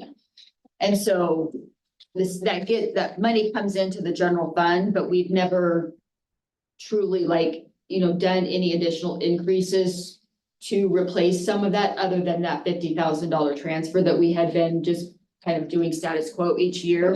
So this 75, that additional 25 is kind of taking some of that money that we've gotten from the state From the for company. using our equipment on those fires to try to help to. So because it's putting wear and tear on the vehicles, it's going back to the vehicle end. Why wouldn't it all get passed through to fire? Well, because fire in general is part of the general fund, so it comes into the general fund, the personnel costs. Yeah, because it goes there, but the equipment, the actual apparatus is separate, that's that reserve fund, so the fire chief is asking to have it moved. Kind of almost like a one-time increase for the additional money that have come in the past couple of years for the equipment use. It doesn't address any of the public works leak, and then, I mean, that trailer or anything like that, right? We're not. But should we add something to the 6,000? Is that what you're suggesting? I just would like to know if 6,000 is enough. I don't think anybody has an answer. I don't know if we do. When you said the fire chief is requesting, that's a fire chief who is not sitting for, correct? Correct, it's a contract with. Our IGA firm. It was actually something that the previous fire chief had requested as well, so it had come up in the past, but.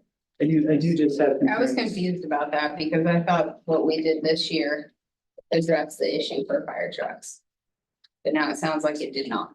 I just have concerns with the size of our budget, the amount that we're pouring into a fire station that we have very It's not little gonna be control. one. Would be nice to talk to the chief, you know. Just to be clear, I'm not saying that we should be dumping all this money into these funds. I'm saying we need to be smart about the future and be considering that going further in the future and creating plans, because we're gonna be in a situation of what we're in right now. Yeah. Based on the amounts that are being contributed as of today. Yeah. And so I don't think we did a good job this year of trying to look forward in the future to create a plan, and that might just be a special work session that we need to be looking at, but in terms of, building and Lafayette's future going forward, I think this would be something that we should be considering. Especially your public works fleet. I mean, more than half of it's got less than 10 years left. Well, that's why we were talking about, that's gonna hit so hard. If we can do it now, I mean, it's the same thing as the water rates that we start 3-4 years ago, when they said, don't do any sort of increase, like, well, if we can do a little bit now and a little bit, keep stacking on it, then by 10 years, we're gonna have. I don't see that happening at $6,000. Is there a financial maneuver due to take that $2,500 we cut from the grants to add to each of those 6,000 this year? We can, With that, I mean, it's not a lot. I mean, But it's enough You can to, do a little bit. 100. well, and it kind of fits with our concept of even the downtown facade thing where we're saying. Community stuff's important, but we also have to take care of ourselves too. Right, And so otherwise putting we'll the- charge the community huge increases like. So yeah, 2,500 split 3 ways or 4 ways isn't that much, but at least it's, It's 10% more than we had allocated. Yeah. So, I agree with that, yeah. Something. okay, so one thing we can do, so I'd be a little cautious on asking for additional money from the general fund. What we can do is bargain. We had that second payment, so 2 payments in 1 year of the Dayton. the Dayton Highway 18 general fund. We're gonna do a second payment. Because you wanted to buy off a year. I want to knock off here the loan, instead of taking all this money from general fund. 2 big things, maybe I can take that additional $78,000 and I can spread it across the vehicle funds, at least for right now. While we come up with a better plan, and then I get council on board for where we see ourselves, et cetera, et cetera. And I can placate that for a year. I just would hate to take extra general fund money and use it into an additional payment for a loan and then additional big chunks into the vehicle replacement. So which debt service those? the Dayton, The date, Service down at the bottom. so September 2020, we had the general fund loan to the water fund, remember you said you had a $72,000. question when it came up. So instead of paying 72 this year, I was asking to pay 144 this year. To pay off some of the balance of the principal and then pay off some of the interest, because we're charging ourselves interest on that. Yeah, but we're only charging 0.2%. Plus LGIP rate, The current, or because it says 9-01. well, as of September. Because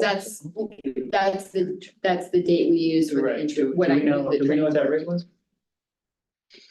Cause I mean, that's kind of a consideration here, right? If it's like 10%, then I'd rather pay the extra. Yeah. Right? Like, It was 3.7 last September. yeah, okay, then I'm good with that.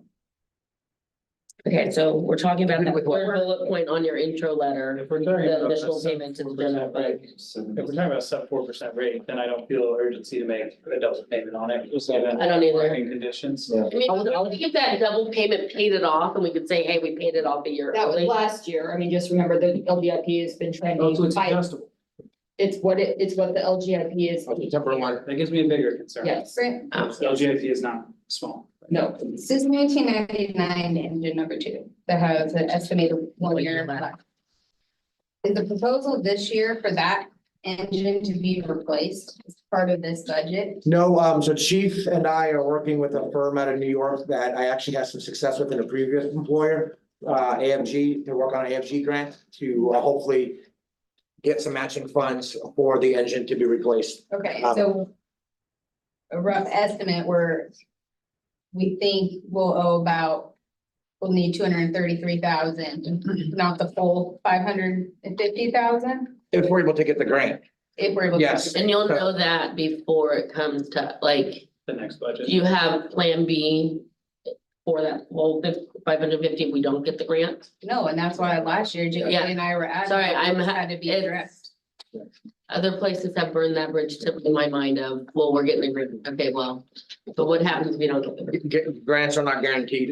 Is it required to be replaced this year? Yeah, look. No, What is estimated? so fire, so like the breathing apparatuses, certain engines, they have to be decommissioned at a certain time. The fire trucks don't, but then once you get past the lifespan, there's issues when it comes to liability, ISO rating.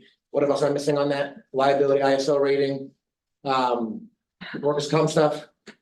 There's several factors that once you get to your 25-year lifespan, it should be decommissioned.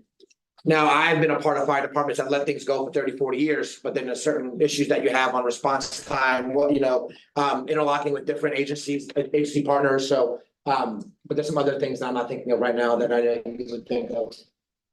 But ISO, liability, a lot of those are the kicker. Safety features, so it can still be used, but it should technically be decommissioned. But when I did talk with Chief about this, he said it doesn't need to be retired right away, but that's why we're looking to go to the AFG, for the AFG grant. So you have time to go for that grant, and if you don't have it, you have time to. I'm Or just are you wondering, already starting to think what's gonna happen if we don't get that grant? you could put a grant, is the grant gonna expire this fiscal year? No, No. the grant, the AFG grants are every fiscal year. And so we have, at least as long as we have money to say, hey, we're going to apply, we have the funds. A lot of times they say, okay, well then, you know, the last AFG grant I got, I mean, they cut funds within like 3 or 4 months. What if you don't have the funds though? If we don't get, I mean, we can still keep on applying, but we'll have the money there to carry it forward. If you tell them we have the money, that it's not been budgeted. Yeah. But it could be budgeted next year, can you still go for the grant this year? They wanna see they wanna see the funds. So we Can't would that have to come come back and amend the council and the budget. council could approve it? That would be too big of, we would have to probably bring the budget meeting together, right? To approve it too. Yes, because it's Yeah. based on the funds. So, Yeah, yeah. So we'd have to, you know, do another hearing, have another budget committee, do a revised budget. All that But if stuff. we said, take that 77,000 and move this into this fund, are those funds budgeted? Yeah, I mean, like, so if you're saying, hey, I don't wanna, the general fund loan, the Yeah. double payment, you can take that money and just put it into the fire capital equipment fund. Or spread out against any other funds. I don't spread it out because look, we're about 2 years in on the project trying to get up there. We can make Yes. adjustments if we need to. But if you can get the grant for $233,000 But if we have 233 and it's matching, we should be pretty close to applying for it. Yeah, or if we don't have it, we just don't spend it. I mean, and we'll have it and we can start looking towards Budget the. it in there. Yeah, but we because don't he's saying- need to put the full additional, like, we're already putting 75 there. We don't need an additional 72 on top. Well, I think what To match. Council President Paulson is suggesting is something like we do with our SDCs and what we do with our like, when we go to like the water and sewer fund, we make it all available just in case we need it, but we never really spend it. I think that's what Council President Paulson is going with. That grant needs to, in applying for the grant, we need to show that we would We have the funds available. available. Right, but I don't see why we wouldn't without this. Without adding 72, we'd have what? So you said 230 something, yeah. 230, Yeah. that gives us a 460 budget on that. And we actually, I mean, It's with a matching grant. because we weren't looking to purchase this year. So there's actually, if you'll notice on page 49 of the full budget, so it's 27 of the LB forms, page 49 of the action budget document. So in vehicle replacement, there's 230,000 appropriated. There's 61,000 that's unappropriated that we left as carryover because we weren't, so we could revise this budget and add, you know, that 60,000 in there as well. Because that 75 is already included in that 230, so another 72 would make that 310. I just think we're already putting a lot of eggs in the fire basket. I do agree with what Counselor Gilligan's saying. As long as we have enough in that budget to apply for that grant, that's all I'm concerned about this year. So if we don't need all 77 to make that work, that's fine, and I would agree to spread it out then. Again, people keep saying 77, I thought it was 72, am I wrong? Sorry, I said 72, it's 72, my mistake.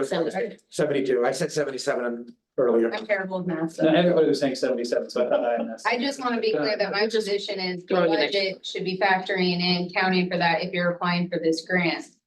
Yeah, and I think already putting 75 there, we have almost half already. And the difference would be small enough, we're talking, like, if we need to get to 250, we're at 233, we're talking about 17,000, that's not a full budget committee adjustment, that's the city council adjustment, so we have flexibility. But that would eat all the funds if there was another emergency with another vehicle or Correct. equipment that. In the fire department, so here's my proposal here to keep that allocated that way. We currently have 72,000 on this payment, if we're talking about a double payment, we're talking about 144. Okay, so if we made $100,000 payment on the water fund loan, that's $28,000 extra, roughly 5%. That'll save us $1,400 a year for the next 5 years. That's consistent savings on that piece of principal. And then you have $44,000 you can spread over the other 4 vehicle funds, which makes us add $17,000 this year to each of those instead of $6,000. That makes sense. Thoughts? from this table either. Oh, I mean, Is that workable? I was writing as you were talking and I missed a couple. I'm sorry, I go by the hours. I got the 100,000, so instead of 144, you wanted to. We're still making a little bit of additional. 4,000. So 44. We have 4 different vehicle funds down here outside of the 5, right?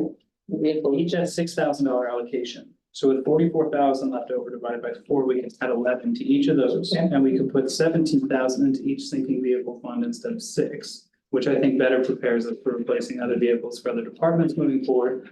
But we're at 243 for the fire engine. That's only, if you need $500,000 with a matching grant, that's only a $17,000 adjustment. Council can do that without having to do the full formal budget meeting process. and we're still paying a little bit extra on the loan. And we'll save roughly $1,400 a year, not just this year, but each year just on interest alone on that loan. So I think we're saving multiple buckets. And everything gets a slice. And then we can also add the $2,500 from the grants to these 4 vehicle funds. We probably could. So the 72,000 though, where's it coming from? It's coming That's just to- water. They wanted to pay. That's the problem. This is transfers though from each of the funds. So you would take water funds. Well, and that's why I looked over here to ask if that's workable. Well, couldn't Get we, out of water. couldn't we take the full amount of water and sewer for the 2 funds that are water and sewer, and then take the 6,000, 6,000, 6,000, 6,000 and divide it into the 2? I think it's just moving number. I Yeah. don't think it's unworkable. I think it's just moving the sources of revenue. Yeah, so 6 times 4 is 24. So if you Right. take, if this 72,000 is coming out of water, you can't have water funds. What you're saying is that water would pay on behalf of general and street. Yeah. I understand what you're saying, but that's why I'm asking Jamie if it's workable, because we can maneuver stuff through. Well, this In says- this case, you can, because you're not directly used, because it's an interfund loan. So water is repaying back money that it borrowed from the general fund. So at this point, when we do we have to do the transfer to the general fund. And It becomes general fund money and it can be used for anything. So then if you want to change those transfer amounts, then that can be done. You couldn't go from water to fire equipment. that's why it's like, I don't know. Right. Right, there's an extra step in there to maneuver. No. Right, But all money because it's general and paying general- a loan to the general. Okay. Yes. But outside of the extra money maneuvering, does that idea sound? Yeah. Financially sound? I'm in full support. Yes, All right, so still keeping the additional $25,000 in the fire capital equipment. And then taking the 44,000, spread it across the vehicle equipment replacement funds. And then instead of making $144,000 payment to the water, to the general fund, we're only doing $100,000 in the cost savings. Previously aforementioned will go into those funds. That's how we're gonna bring it back next week. okay. It'll save us $1,400 on interest. Yeah, the next 5 years. At a minimum, it's like 5.2. 1,400 is a rough estimate on 5%. It's 5.2, so it'll be closer to 1,500 a year, every year. regardless of the expense. So when would you be writing the grant for those funds for the fire? Chief and I are gonna get on it. So there is a firefighter group that kind of helps small fire departments who don't have the grant resources, and they kind of help them through it. It's different. It's a bunch of retired firefighters and volunteer firefighters. I want to say they're based on the East Coast, but yeah, they got me a brand new brush truck in Harrington, my previous employer, and then I kind of put them in contact with Chief, and they were able to kind of build a relationship. So we're gonna hopefully go with them. Because I had success with them in the That would past. be in this fiscal year, next fiscal year? Oh, I mean, the cycle just opened, so it'll be this fiscal Oh, year, okay. if all goes well. I mean, it makes sense Yeah. at that point, we're able to apply this year, because we don't, we could apply again next year. Yeah, I mean, just like safe routes to school, I mean, if I get the client, just like the TSP, if I get the client, I'm gonna apply again next year with a better application, you know? Yeah. So. All right, anything else on that? No. All right. 10, just some cost factors. Fuel and electricity, we budgeted about 15% increase on that. The CPI is at about 4.2%. PERS isn't gonna see an increase this year. COLA, as of right now, is 4 3/4. Union step 2%, which covers the staff, vision, dental, medical. interest, workers' comp. Property went up a little bit and cybersecurity. Luckily, we kind of got ahead of some of our peers across the country, but the cybersecurity insurance is a big increase. CIS this year at their conference paid out a lot of money to cities who were not ready, who were not prepared cybersecurity related wise. Is So that, luckily, I'm sorry, is that why on all of these different funds, we see cybersecurity increased? I mean, I just noticed on every one of our funds, it's gone up like 12,000. It went up substantially. Yeah, We had substantially, I'm like, insurance, fun. We didn't have Is it. that our contract with our contractor, or is that the insurance side? No, What do you mean? The insurance side, It's the insurance side, it's not our contractor. correct. So it's the Okay, I insurance. read that contract, you can't do that. No, okay. Okay, so it's insurance, it's not contract, it was like, what in the heck's going on? So it's insurance in case we are, no, No, our insurance So required us. to we get pay an extra $36,000 a year to our IT provider okay, for cybersecurity training and then also tightening us up to make sure we're prepared. and Now, monitor. CIS needed that to happen because then they can cover us for more than $1 million. I think it's what, $5 million now? And if we didn't have it, Yes, they if we would- didn't have that, we'd get the lowest and then we'd have to pay out more. So there's been a lot of cybersecurity issues across the country and it's increasing the payouts for the insurance firms. It is a high cost in the first year. Last year, we used the American Rescue Plan Act for the first year, but now going forward, we'll be having to actually have that as an expense. okay. So I'm sorry, just to be clear, the increase we're seeing on this page is from insurance premiums. Yes, insurance, yes. And at this point, there are estimates that they're not actuals, but yes, they're what they've told us to budget at, so. Yes. So Brandon, I have a question. Yes. Have you been to the gas pump lately or hear what PG&E is gonna do? I don't know if 15% is gonna be enough. It's election year, so we know every November we'll probably see gas go down to $3.10 again, like it does before here. But, And then it went up to $5. Yeah, And now it's. Sorry.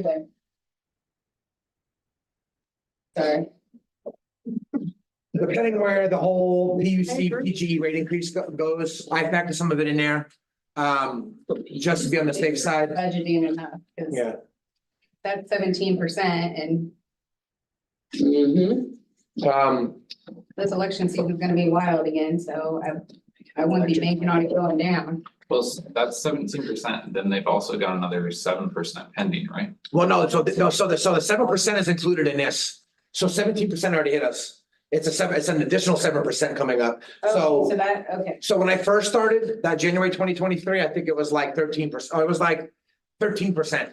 And then this January, there was 17%, which is what we responded to PGE. When we responded to PGE and I sent that letter, the next day, hey, guess what? In January 2025 is gonna be another increase. Technology. Yes. agreement. So that 7.5% is included in addition to the fuel.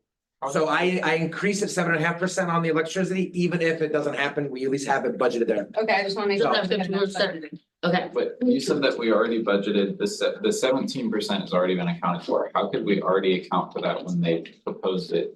It was last year's for January, because we knew about it last April, coming for January, so that was. Just like we know about the budgeted. 7% coming. Yeah. Oh, yeah, they Yeah, got. we've had 3 in a row. It'll be January 2023, January 2024.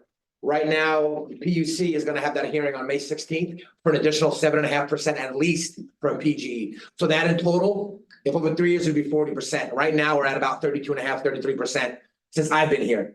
So this 15% includes 7.5 at the minimum for PGE and then fuel. Mhm. So this should be right around where we're at, and we factored in that, so. 8%, I mean, I hope you're right on the fuel, but I don't know. I guess our new vehicles will just be sitting there in the. On the other side, the grant revenue, is that guaranteed revenue? yeah, this is already grants that we have. We have that state of Oregon grant, which is going to be expended first towards construction for the reservoir. And then safe routes, we're looking for that. We've applied for both of those. While I'm working on the attained federal grant is for the pedestrian crossing at Bridge. Right. That's for $68,000. We're going to account that we're gonna get it. Okay, That doesn't mean we're gonna spend it. If we don't get it, we don't spend it. Safe routes to school, I applied for an ODOT one. okay. When I get back, in 2 weeks, I'm gonna apply for the federal safe routes to school. So those are factored in here. Okay. So that's only gonna be spent if it's actually obtained. I'm just wondering, that comes to about 2 million. Is that why the budget went up about 2 million? Because we're getting this extra income? Well, that and yes, then the resource increases and Okay. whatnot, yes. Any other questions on that, page 10? And I assume a small part of that increase is also the new houses are going up, so new taxpayers. Yeah. And so, yes, and so, Jamie does it in her estimations on like the, because I had questions too on like the water and sewer, resource fund. We factor in a certain amount every year on growth and potential, and like, so this year, we're already seeing a bigger uptick in growth projected than we did this current fiscal year, because now housing prices, materials are leveling back, but then also we just approved phase 5. Jasmine sent me the stuff today from our engineer. So phase 5 is gonna pick up. So we have 3, 4, 5 working. And that's, then we also have hopefully 2 proposed multifamily developments that'll hopefully come to discussion next year to start working at for the following year. So we're gonna see the growth start picking back up again after kind of lull past year and a half. So. All right, CIP. So due to some of the increased forecasts for water, sewer, we wanted to make sure we're doing projects this year that are going to be responsible for the taxpayer, but also impactful. So we don't want to do, I mean, I know this year we had 15. We wanted to go a little lighter, especially since we have so many big projects. We still have the reservoir, which hopefully should be completed by the end of 2024. We have $500,000 in bridge on Bridge Street. That is $300,000 from our street fund and then $200,000 from ARPA. And as we start talking ARPA, we'll have a little bit of flexibility there because we have to expand by the end of the year and dedicate it. But just on cost overruns, just if anything happens, we'll still have a little more than $100,000 to have as a, hey, Brandon, something happened. We can leverage this. What would that give us For what, for on bridge? bridge? Significant, I know when our engineer came a few months ago, the top end was, I think, $200,000. Yeah. And then it was 100, it was every bad pothole spot, and then Not like just filling it, but rebuilding. yeah, like rebuilding it, like Down. gravel, and then also adding 100 feet of what did I say that The was? ruts, the, 100 feet of Basically patching the tire ruts. yes, and the shoulders. correct. And the shoulders where there's sharp drop offs because it's. Right, right. deteriorated. Yeah. So It's not a full dig out and rebuild by any stretch. right, and we're not getting sidewalks or, No, we're This not will be a 7 to 8 year fix, so we can start planning on that big. the accessibility part, the sidewalks are gonna be widened, which means acquiring more right of way, utility setup. Yeah, it's gonna be a much bigger process. because it's a major thoroughfare now. Yes. Everybody who's trying to avoid 99, that is a busy road now. So, yeah, part of the council meeting, council, correct me if I'm not saying this correctly. When the engineer came to us a few months ago, he came to us with like 100,000, 150,000 and 200,000 to spend of the ARPA funds. And all of those counted for fixing the potholes, not just cold patch, but actually dig them out. And the shoulders, and then each tier that went up was how much footage of repair of the ruts, which is the soon-to-be potholes, Yeah. to be fixed. All we would get for the 200 was 100 feet, which isn't even a city block, right, Brandon? Yeah, it's not. And so council said, we like this plan. Because we can't wait until we can rebuild Bridge Street with sidewalks. It was like a $5 million budget. Yeah, we can't wait for that. We have to do something. So in order to make the best bang for our buck and time, because it's gonna be it will never be closed completely, but it's gonna go down to 1-lane traffic during the repairs. Well, Is just, if we, because we could have gone straight to work, gotten bids and spent that 200,000 in 2 months. Instead, we said, let's hold off one more year, which was hard for me. I was like, okay, holding off, I get it for the greater good. And then Brandon, how much money can you find at this new budget, which is 300,000, so that we can do more than the 100 foot? And that the repairs that we're doing are long-term enough that it's not, until the good weather gets, like pothole repair right now, it's just to buy, it's supposed to be just to buy you until the good weather. So that we have time to invest in, and not just sweep it under the rug so that in, 5, 10 years, we are at this point again. But to figure out how to build bridge with the sidewalks or whatnot. But also it gives us time before we do these repairs next year is to see what our options are with working with the county and the state Right. on the weight load of through, so there's all those options or that cost sharing that a lot of us feel.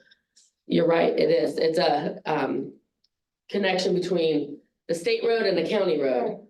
Is it owned by us or is it? It's owned by us. Somewhere else. Okay, Yeah, so what? Once it becomes. Yeah, so Bridge Street in between, once it in the city limits, so once it turns into Abbey, it's not ours. right, No, where it's not ours, Yeah. it's in really good Yeah. condition still. right. And so we're trying to, Right, exactly.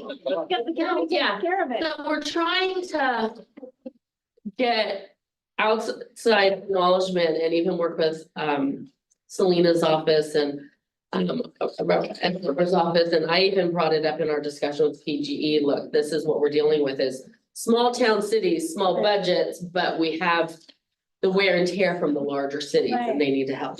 Right. So it gives us some time to, because we could build it all up for $500,000 or $500,000 and it's gonna get trashed because of the wear and tear that's not from our citizens. And but you made a good point. It's important to note, this isn't just like the cold patch that's Yeah. gonna Right. come up in 3 weeks. This is like Yeah. a big out Yeah. release. Chad's not going out there with the, So short version, it's Sorry. gonna start looking better. Okay, this isn't the repair that's gonna make it look like a brand new street, but this is gonna make it a smooth and safer street. For a decade. Pause. Yeah, roughly, yeah. Yeah, to get us to the, and, no pause on. What working other for the big next- projects? Brandon? yeah, what is? Sorry, and then we're still working on the wastewater facilities, plan update, Gordon, our engineer, and Chad are still working on that. So that'll carry forward into this fiscal year.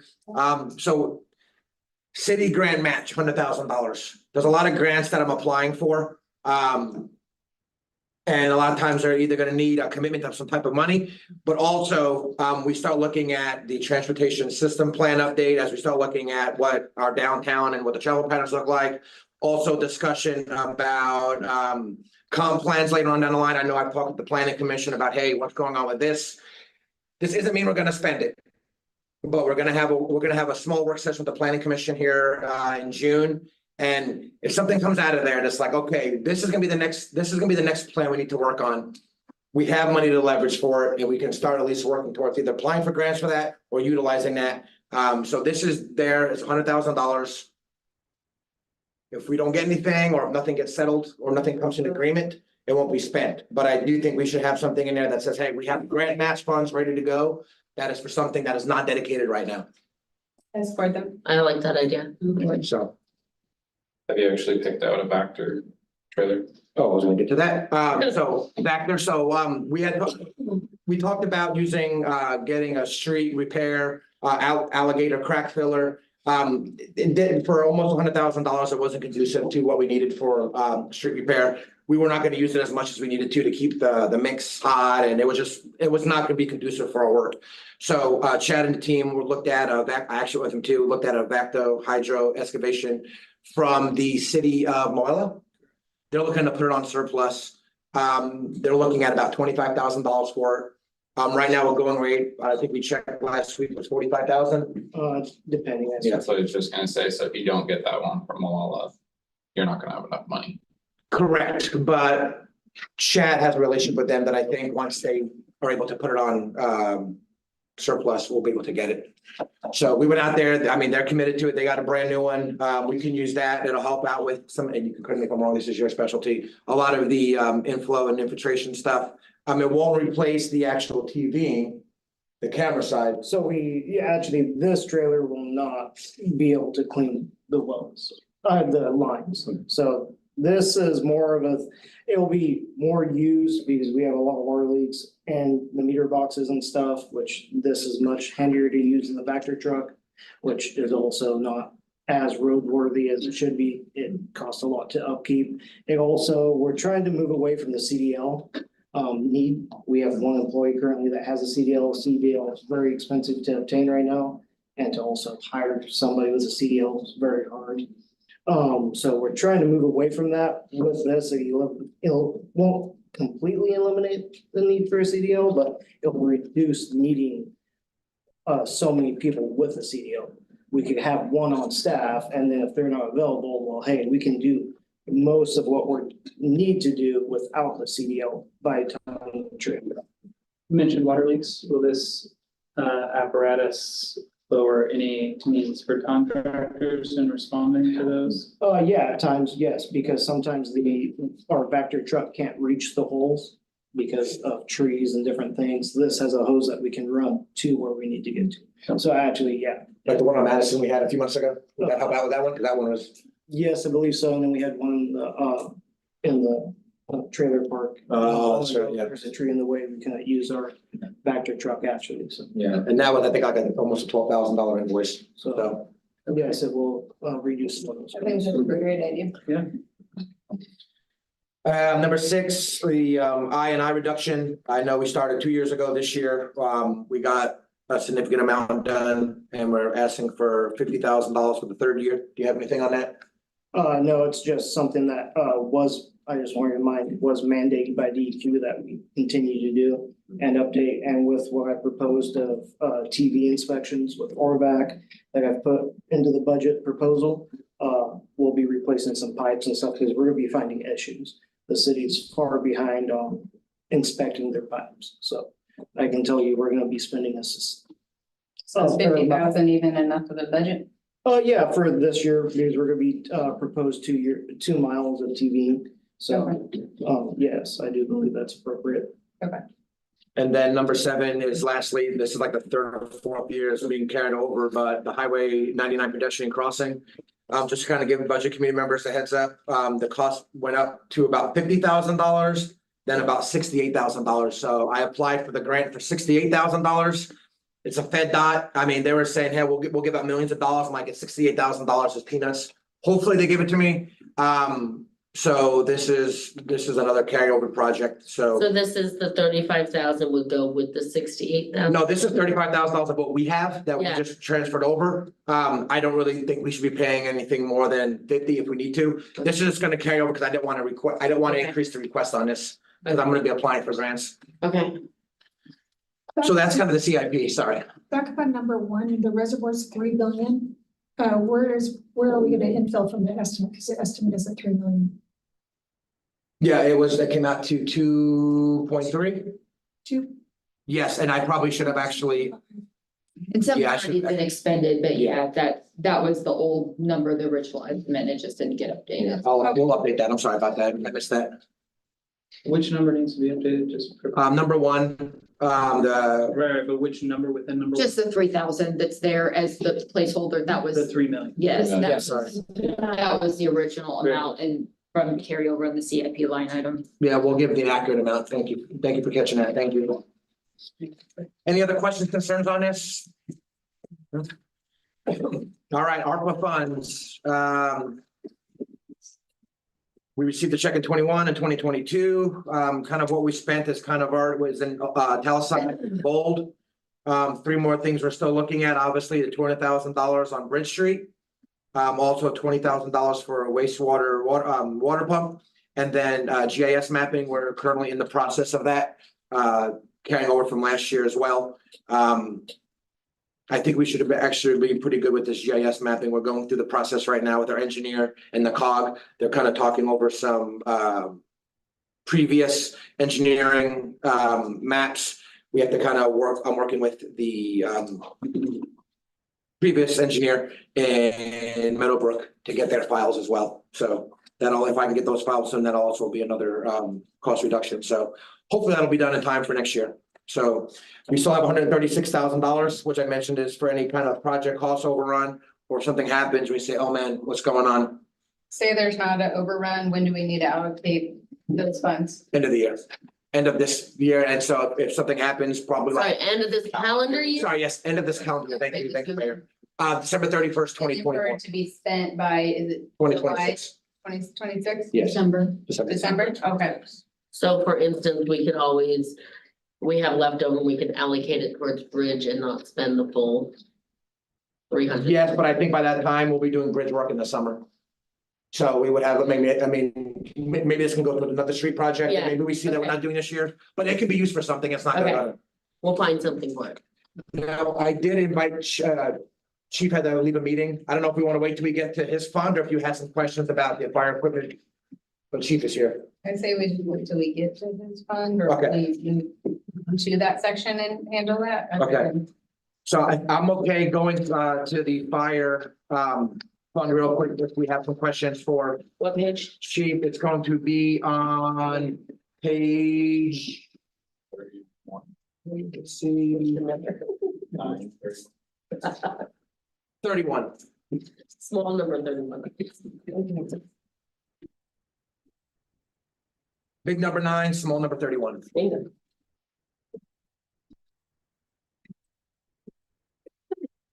So this year, personnel services went up a little bit. That $3,000 or so for the, we scaled back on some of the costs because this was all related to the temporary employee that we had. So we're able to reduce some of those costs like FICA and PERS. That's all gonna be funded through, hopefully funded through a grant that we were just awarded, correct? Yes. Yes. Our service, so on the, that's on the personnel services, on material and services. Volunteer costs went up a little bit just because the call increase. Service contracts for New Carlton went up about $10,000, which is personnel costs on our end. And that's the fire chief and what else? And they're 2 full-time employees that we share. Operating supplies turned out, I mean, everything pretty much stayed similar. Insurance went up, obviously there, a little bit more money for some schooling and certifications. We did have an increase in volunteers coming on this year. So they'll need to be certified and training. Utilities went up a little bit. Vehicle operation and maintenance went up $5,000. So total fire department went up this year, about $29,000 compared to last year. Do we know why there was such a huge hike in the insurance? Oh, that's well, because so the insurance that we pay out, it's gonna be spread across the departments, so the chunk of the fire side went on that. The $8,000, yes. And then probably also the new vehicle increased the premium on the new vehicle as well. Why is the operation and maintenance higher for replacing vehicles? That's not vehicle replacement. I understand that, but if we have newer vehicles, I would think the maintenance costs would be lower. Fuel comes out of there also. Fuel costs. So that includes fuel increases. It's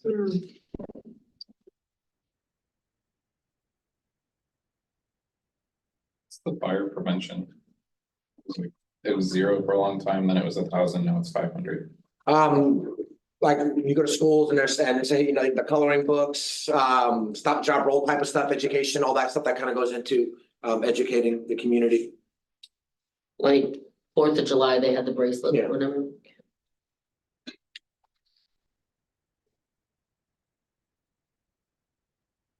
We were a little concerned about turnouts because of the increase of amount of volunteers we've seen this year, but we felt comfortable just asking for $15,000 for turnouts and PPE.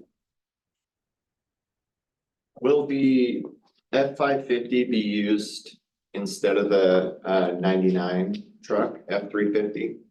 Yes, the 99 will get surplus, hopefully, once we get the new one here. Probably didn't come with that, but that truck will go away altogether and the F-550 will take that place. And it generates some income too, the 550. The 550 will generate some income on conflicts when we're able to send that out. And it's quite a bit of money, actually, it's like 60 something dollars an hour while it's out, from the time it leaves till the time it gets back, so. Okay. And then engine number 2, what's the story with that one? Is that gonna be replaced this year or next year? No, that's not on the horizon for the next couple of years. It's trying to be at least 300 dollars.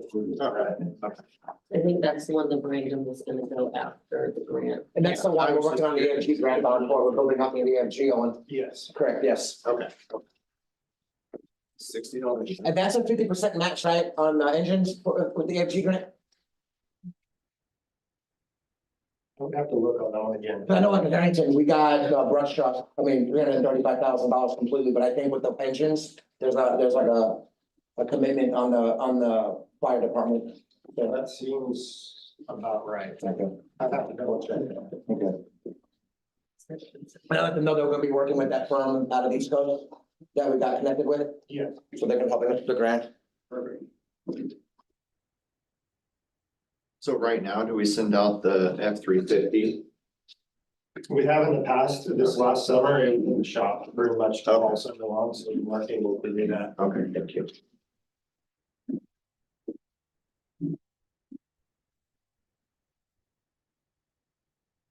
I think that's when they're having a hard time starting. I remember they're all trying to fix it.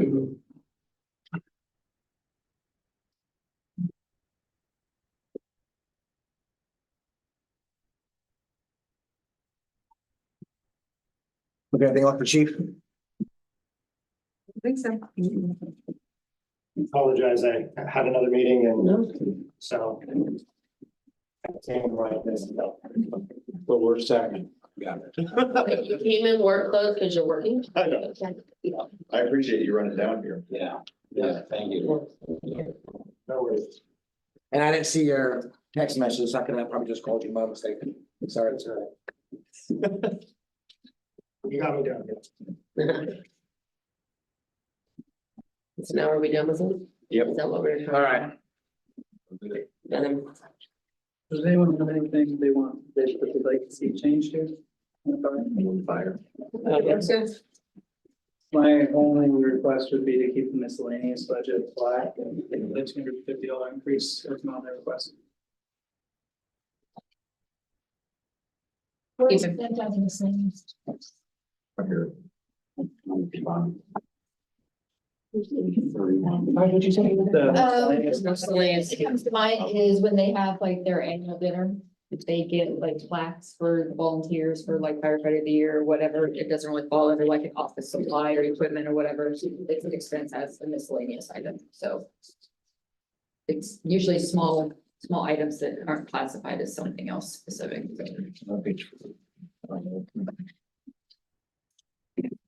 You say keep it at 1250? Yeah, I'd just like to see that stay flat.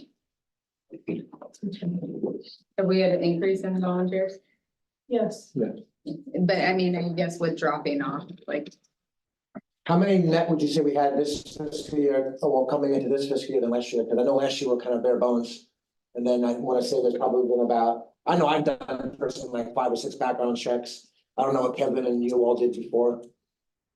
I think it was like a 23 or 28% increase from last year to this year. Oh, gee. Right. So quite a few. And we still keep them, they keep coming and some go, some come. It's somewhat of a revolving door at times, but it's, you know, people, when they have time for commitment, they show up and those that they come in and they realize it's not really something that they want to do and they move on. I think it's important to keep volunteers feeling like they're appreciated. I try really hard to do that. So I don't know. Well, just to be clear, the plaques for volunteers is one of many things that come out of the mostly miscellaneous budget. That's not the only thing on it. Right.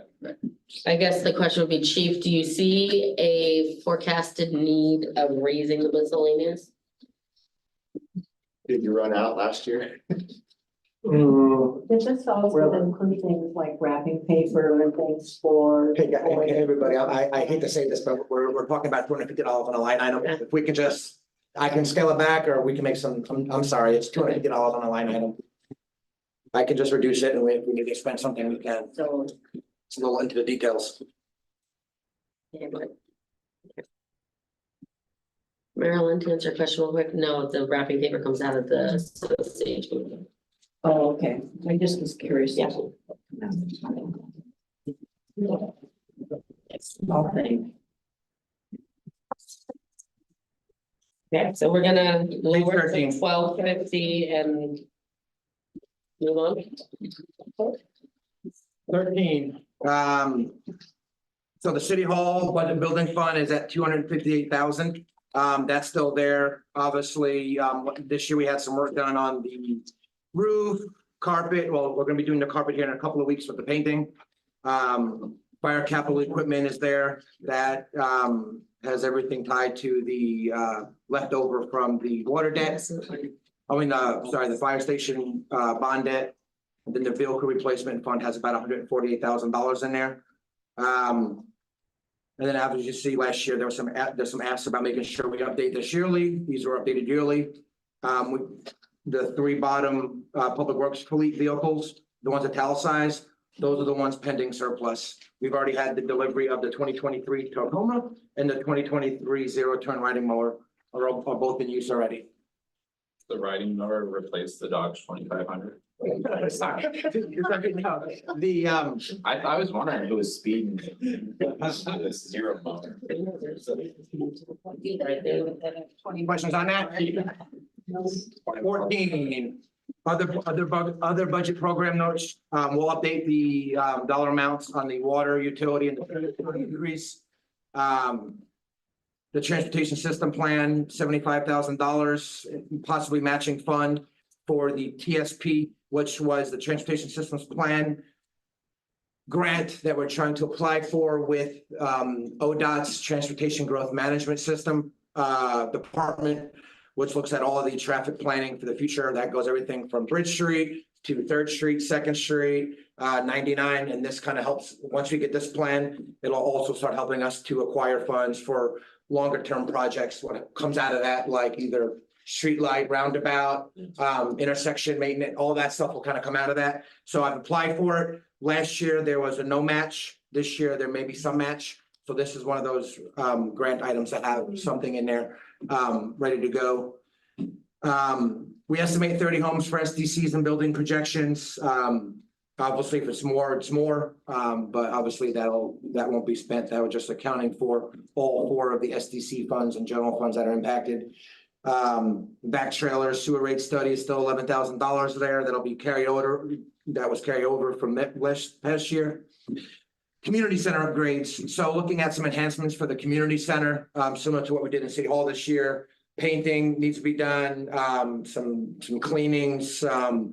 We're looking at possibly adding some a mayor and council space in that second room close to the emergency exit. So we would partition off the access to that room. So there's still a separation of the community center. So somebody can still use the community center. And if mayor, any elected officials or appointed officials want to go meet with somebody in the community center, there'll be a partition wall off there from the exit area. So it'll still allow for ingress, egress to the main facility and to use for bathrooms, but there'll also be the privacy factor of mayor and council in there as well. Look at chairs, equipment there. Some of the items on there were, and there was a little subcommittee that kind of helped get some of that up to going. Painting, blinds, removal of the piano. A subcommittee, Brandon, it was just gathered. Yeah, a few It people. was not a committee. I had 3 people look into that for me, then also some audio and visual equipment for the community center. We've been hauling this to the community center. Anytime we have an event and we got to bring it back on a quick turnaround. Yeah, I was watching them bring it back last week and I'm Yeah. holding my breath as they were. Yes, so, And we are seeing more events at the community center when it comes to city. We had LSC there. We've had some Yamhill River Association meetings there. I think, Brandon, does this count? Sorry for interrupting.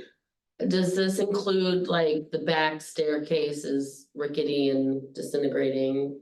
so the back stair, so anything we touch on the property, we have to get it completely to code. So we can't even touch anything when it comes to the exterior stairwells. Because we touch it, then we got to upgrade the whole building, which is an issue with the kitchen. So even though those stairs are Hazardous. hazardous? We can replace pieces by pieces, but we can't actually replace the whole thing. Replace the whole thing, then we gotta retrofit the whole. So they're dry rotted out and they're an emergency exit. We can replace certain pieces. We can't just Okay. expand it. Yeah. No, not expand, I mean, Yeah. replace the dry rot. Yeah, we can replace those. We But just does can't that include, is that Yeah. included in this? Okay. anything that was in there that we can actually do, Okay. it's factored into the request. So Brandon, don't hate me, but I would like to see a breakdown of this cost, because I'm not gonna be in support I agree. of just a blanket. Yeah, cause Yeah. Okay. Especially with the repairs and everything that need to be happening here. I understand maybe the technology thing, but a blanket $15,000. Yeah, I'm behind the technology, but I wanna see what we think we're going to get for $15,000 there. Okay.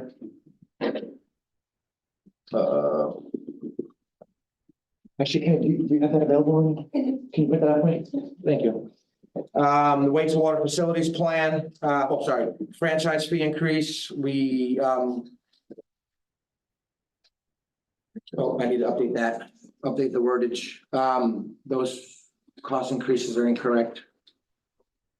The percentages, it's still about $19,000 increase across the board on the franchise fee. Actually, that was last year. Sorry about that. I actually missed that. It was only about $8,000 increase this year with PG and Northwest Natural. So I will update that to reflect into the next packet. I'm sorry. 8,000? Yeah, it was about $8,000. We'll get to that here in a minute on the resource on the general fund. But the franchise fee increase, we'll see about $8,000 from last year. Well, this current fiscal year. Wastewater facilities plan is still in here, and then a shared water facilities maintenance. So our shared system with Dayton, they're gonna be needing some rehabs for 2, 4, and 5. Which will mean pulling the pumps, camera the wells, airlift and brush, but then also SCADA upgrades at their plant. Do So, they share that expense with us? yes, Okay. Is it a equal split? yes, yeah, we're actually probably pull more water than we probably should for what we're paying. I just wanna make sure it's not, we're So actually, no, 80% of this. small one. I think it's- They're pulling more water. But we're hoping with the well rehab, we'll get back to the production levels we need to. And that was one of those things that when the GSI discussion, a lot of the well rehab and cleaning, and when I was talking to Rochelle, the Dayton city manager. That may help us out a little bit on some of the production because we've had horrible production on the wells. And I know they're looking at, what was that? In terms of the rehab costs. Are they That's paying equal split. 60,000 in? Yes, because we share those wells. We have our own wells. I which are just gonna wanted to be- make sure. Yeah, it's under an IGA, I think all Yes. that's. Yeah. 50/50. Yes. Yeah. So our shared wells are 50/50. We have individual wells that we actually pay 100% on. And then like obviously the SCADA upgrades, we'll have access to the SCADA for our wells. We'll actually have the SCADA. So we'll be actually sharing that system with them as well. So we'll be able to, So we don't get that now. No, currently we do not have SCADA access, so currently the way the agreement's been set up is they operate the wells. Right. So wells 2 and 4 are solely ours. And then anytime there's an issue, they call us. They don't And give us the then we information. go and investigate, which is very hard to do without having access to at least view SCADA. Okay. So we've been talking to them about being able to view the SCADA so we can actually address the issues. And that's gonna And do a cost lot of 60 issues grand. come up? Currently, right now, we are having quite a few issues at the well field, yes. So over the last year, there's been quite a few issues. and yeah, actually, Mr. Olson, yeah, the $60,000, I spoke with Rochelle last week and she kind of said, yeah, we can. To get access.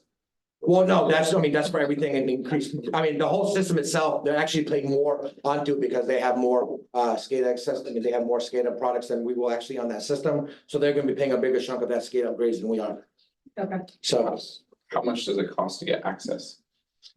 oh, well, there's a subscription fee, right? I think on the SCADA system, kind of like the tag, but outside of that, Yeah, well, basically, it's just them working with TAG it is substantial because they need to upgrade the PLCs at the facility.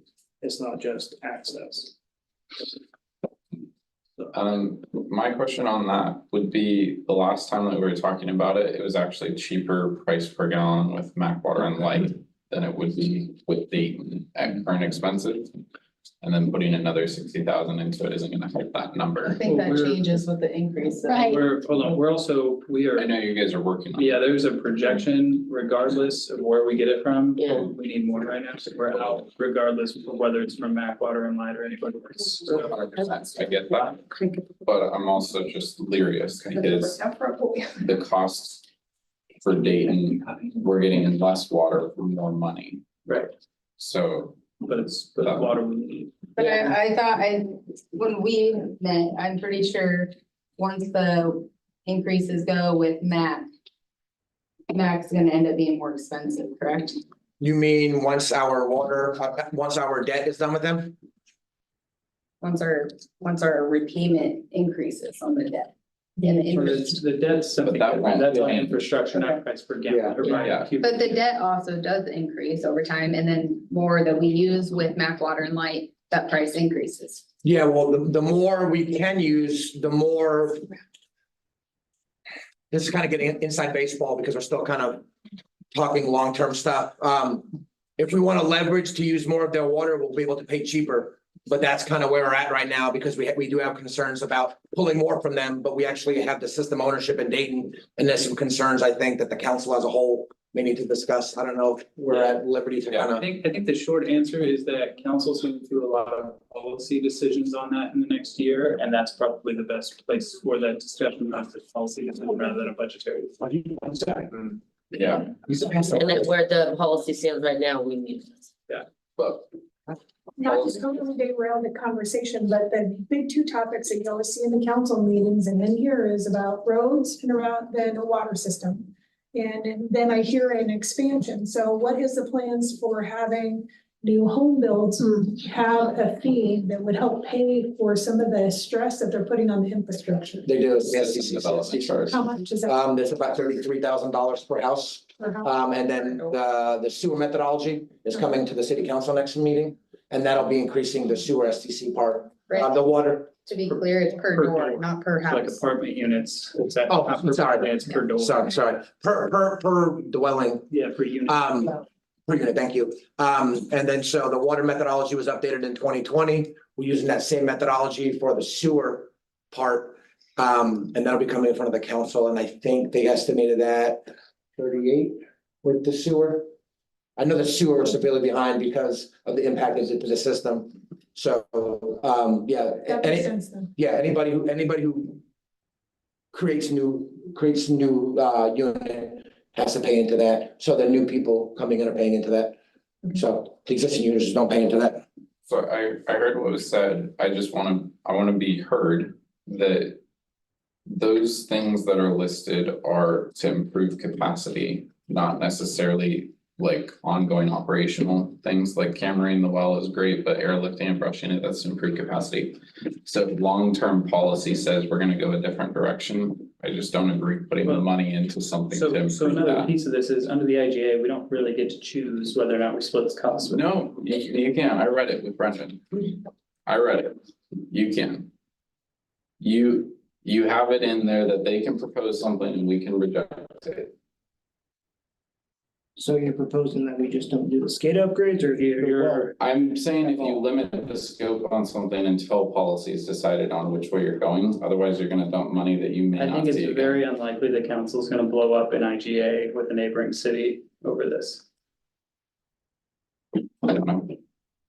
Like I said, price per gallon, I thought that you're advocating for the consumer side of it, so if the price per gallon is cheaper to go with a direct source. I don't know that until that's fully investigated, you wanna put money. into Well, that's what I'm something. saying, this is not the full policy decision, because the full policy consideration is also, do you wanna put all of your eggs in one basket from a water source? And looking 30, 40, and 50 years down the line, it's not whether $60,000 to blow up an IGA right now is the point. Like, this is a bigger policy decision that's more of a council consideration over the next year. Mhm. And there's a lot invested in Dayton already. That's true. And the piggyback, I know we discussed that the last budget committee sessions last year, but my council blew up and everybody quit. We will hopefully have these talks by now. Hey, Hey, Not everybody, but that's not, sorry. We were hoping to have I was hoping to have some direction on just strategic goals in general. I understand. And It doesn't blow the IGA up to say that we just wanna maintain what you have. but not improve it, my only suggestion, is just a suggestion, would be to limit how much money you're putting into a source that you may not continue. And if you do decide, then 60,000 isn't really enough to get that source to be suitable. So if we're considering not continuing with buying water from Mac Water and Light, should we just stop making the debt service payments? That's an IGA. Should we blow that up? This is not debt. This is not an obligation. This is a It's a contract. contractual obligation. It's not. That's what I'm saying. Your comment is noted. That's all I'm saying. It's not a contractual obligation that Dayton says we want the moon, and you're gonna pay for half of it. It does say that you're gonna pay for half of it, but it doesn't say that they're the only ones that can decide what they're gonna pay for. Okay, I That's the definitely, same. But it's things we're wanting as status, as of right now, we have these wells that we want. Who knows what the decision's gonna be, but as of tonight, we have these wells that we're on track that we want to maintain. And the things that they're listing are things that we want done because we have those wells. correct. And obviously, if something came down later on down the line, depreciation would be factored in. And I've already talked to Dayton, if anything were to happen later on down the line, there's gonna be a depreciation aspect to Yeah. it. So, You guys see the itemized, community center? Yeah, there's a couple copies. there's a couple copies going around of the itemized community center, if we want to touch base on that. Some math on it right now. Holy shit. I feel like that should have been a discussion to be going for in front of the council. Also, What? just to circle back on something at the top of this page, you said the water utility and sewer utility rate increases, you would adjust those. You're just adjusting the sewer one, right?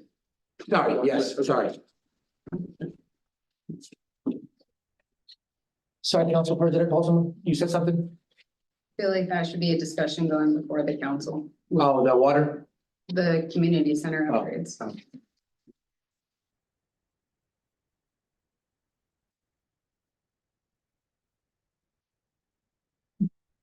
Assuming it adds up to 15,000, but then. No. Oh, no, I think it is. No, and they didn't have it. Okay. There's no, number- there's just There's no estimates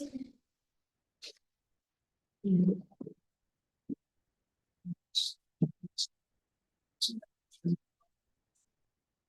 Some of the stuff we did take out, that is a very rough draft, because some of the stuff like, there's some stuff in there that we can kind of do internally.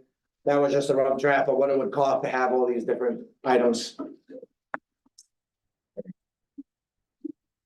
I mean, it could be approved, but I mean, I don't know where it fits in terms of the policy side of things. I don't, but I mean, that's, I can just say that having been in the community center recently, the chairs need to be yeah, the replaced. chairs, the tables, Not those are just for big. aesthetics, but in my opinion, help safety with the big fabric. Yeah. So anytime I have a meeting over there, I can't even use those tables. It gets embarrassing to bring anybody into the community and have like an LLC event and we have those chairs. So I have to bring everything over here. Like the last one we had in front of a council meeting, I had to have the guys bring everything over there, then bring it back in within 2 hours to have set up for a council meeting. And then we're lugging this across 99 and then this. You said chairs and. Chairs are. We need everything there. I mean, we need, it's aesthetically, it's unpleasing. Well, not So- only that, but those chairs are gross. They're not healthy. They are. Yeah. Yeah. Yeah, and so get rid of all those, get rid of the piano. The piano's been sitting there for God knows how long, just. It's a key of the community that a lot of people see for the first time, and it could be the first representation of Lafayette. Similar to what we said last year about City Hall, and I know City Hall, we didn't get much and wiggle I'm room. resistant with some of that as well. Yeah. I just don't like this blanket, Mm. here's the money, without it being delegated. I don't like that. I mean, I can always bring back, hey, this is how much we spent, and I think even last year, we're like, hey, we're gonna ask for $60,000, and we, obviously the roof had to get approved by council, but all the little things in there will pretty much fall underneath me, because it is $15,000, but I mean, if that's something where the budget committee wanted to approve it, I can kind of at least provide, hey, this is where we're at with, the community center upgrades type of thing, if that's what, if the budget committee approved it, I can come back to council and say, this is what we did. Council would have final say on it. No, it's not really policy, it's operations. If it gets approved here, I mean, I can bring it back and say, hey, we spent $4,000 on. So what you're audio saying video. is you could have taken this 15,000 and split it into different line items that it met, like, build it, like the chairs would like, I don't know, go into building in general. But you instead streamlined it into community center so that we could see as a whole. There's enough need for it to be, there's enough. little things that make up a, Yeah, so That's instead common. of putting it here, it's like, okay, we need this we need this to at least upgrade the community center to be where it needs to be. And Were obviously, you in support of this? yeah, the first thing that are getting done, and I know there was a discussion at the last council meeting. Mhm. At the end of the day, the biggest concerns to me are what the community center looks like when it comes to the inside, when it comes to audio visual, when it comes to tables and chairs. That's the big stuff. There are things in there that we can't do. You can't do anything to the kitchens. We can't do anything to the Well, that's much of the the concern when exterior. I'm reading about doors and support beams and, you know, getting contractors involved, it's gonna get costly. Here's what I'm saying, No, most well- of this falls under Brandon, most of it falls under Brandon's discretionary spending. Yeah. But I think he just needs to know how people feel about, it. Like, I'm all good with updating the technology, the tables, chairs and paint, like, I'm good with that. But like, it's just, you know, that Brandon has it within his discretionary decision making. He also reports to the council, so as long as he's clear on what the council wants to see and doesn't want to see, I think he'll be all right. 15,000 seems, you know, there's things where I know If he's that. gonna go over that amount, he's gotta come to council anyway, Mhm. right, so. yeah. You know, and he's always gonna have to balance that different counselors want different things, like I like the idea of having a wipe off board and the audio stuff, so it can be used as a meeting room. Sanitary chair sounds nice. That's Yeah, like, or wiping down the chairs after people sit on them instead of just trying to get a vacuum and saying, what year is this from? Okay, move on. Okay. But if we scrutinize $250 for fires, and then we're spending $200 on bathroom decorations. no, We're not getting back to I'm that. not doing that. That would, no, so what he just sent went to you was like a wish list of just different ideas. I'm just saying, Yeah. that how are you gonna sell that to the residents? Well, So, yeah, so the $250 thing, I was just noting, I would like it to be removed. I did not expect that to get into a full blown discussion about plaques and decorative paper and everything. Table and Uh, chairs. But with this, I mean, this falls within Brandon's discretionary, right? So whether or not it's sold to the citizens, it's a chain reaction thing, right? Brandon answers to the council, and he answers to the citizens. It's a long-winded way for accountability, but that's where it's at. And This is used by the citizens of the community, you know, we use it for meetings, people come in and I agree and use that it it's for. upgraded. Yeah. But there's some things on there that are, I just think go on this. yeah, no, there were things that a few people brought to me and I'm like, we just can't do, like, we don't know what our finding that in there. I mean, the biggest things are gonna be the presentation of what the aesthetics look like on the inside. When you walk in the door, what does it look like? Can I be able to do presentations here? Can I be able to have seats that you can wipe down? Things like. So the it's biggest for things, there's different 79, things that don't get are there done. enough table spaces to have a meeting. Okay, move on, it's 9:00. All right, so 15, 16, 17. These are all standard fund budget basics, what funds are, enterprise accounts. We have glossary and acronyms. Thank you for the acronyms. Thank you for that, from the new guy. I still, thank you for the acronyms. So all that'll take us until page 23. All right, so I'm just gonna go through this quickly. This is let's not focus on the line by line. If there's a certain question you need to ask, why this jump up, I can explain it. If we want to talk about the fund, like personnel services and material services, that's what we can talk about. Okay. All right, so administration, first, actually, let me go back to the revenues. So where we're at, the state liquor tax has gone up. Cigarette tax is going down, less people are smoking. State revenue sharing is, state revenue sharing, so what is included in that? We're going to put in, we have a new retail marijuana business coming into town. And it is a 3% tax, but depending on when that gets built out and when they start collecting that tax and it gets dispersed, is going to be, determined based on that. So we don't want to factor too much into that this year. Any Or kind of if something expectation. happens and they don't open. Yes, so if anything happens, it'll just be an additional resource that we'll be able to chart for next year and carry forward. Recology, Ziply Fiber, Northwest Natural, PGE fees. Actually not $3,000, not even 8,000, I actually cut it back, so 110 instead of 107. Our resources went up from 3.4 this year to 3.7. That is based on, new housing development.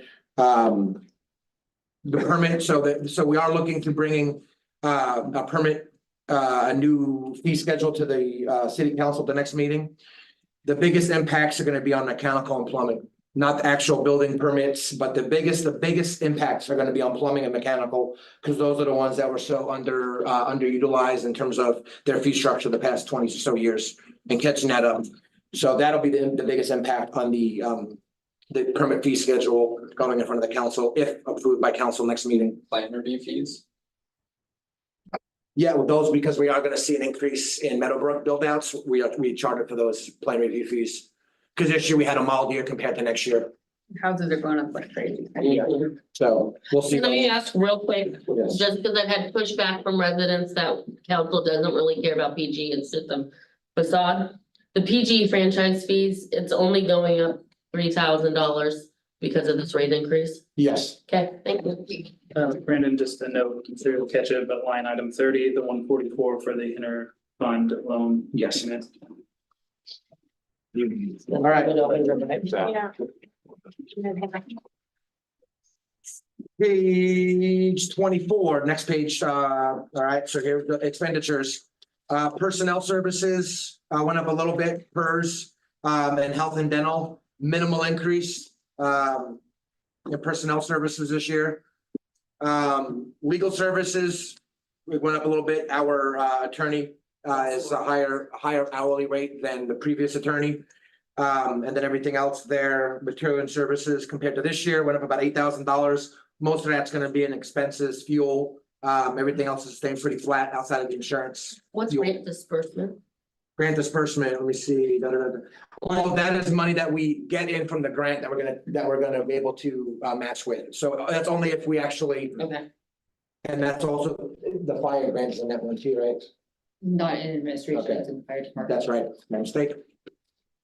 And then obviously cut back on the community outreach and the promotions. So some of the things here we may see or discuss, we'll actually bring those down.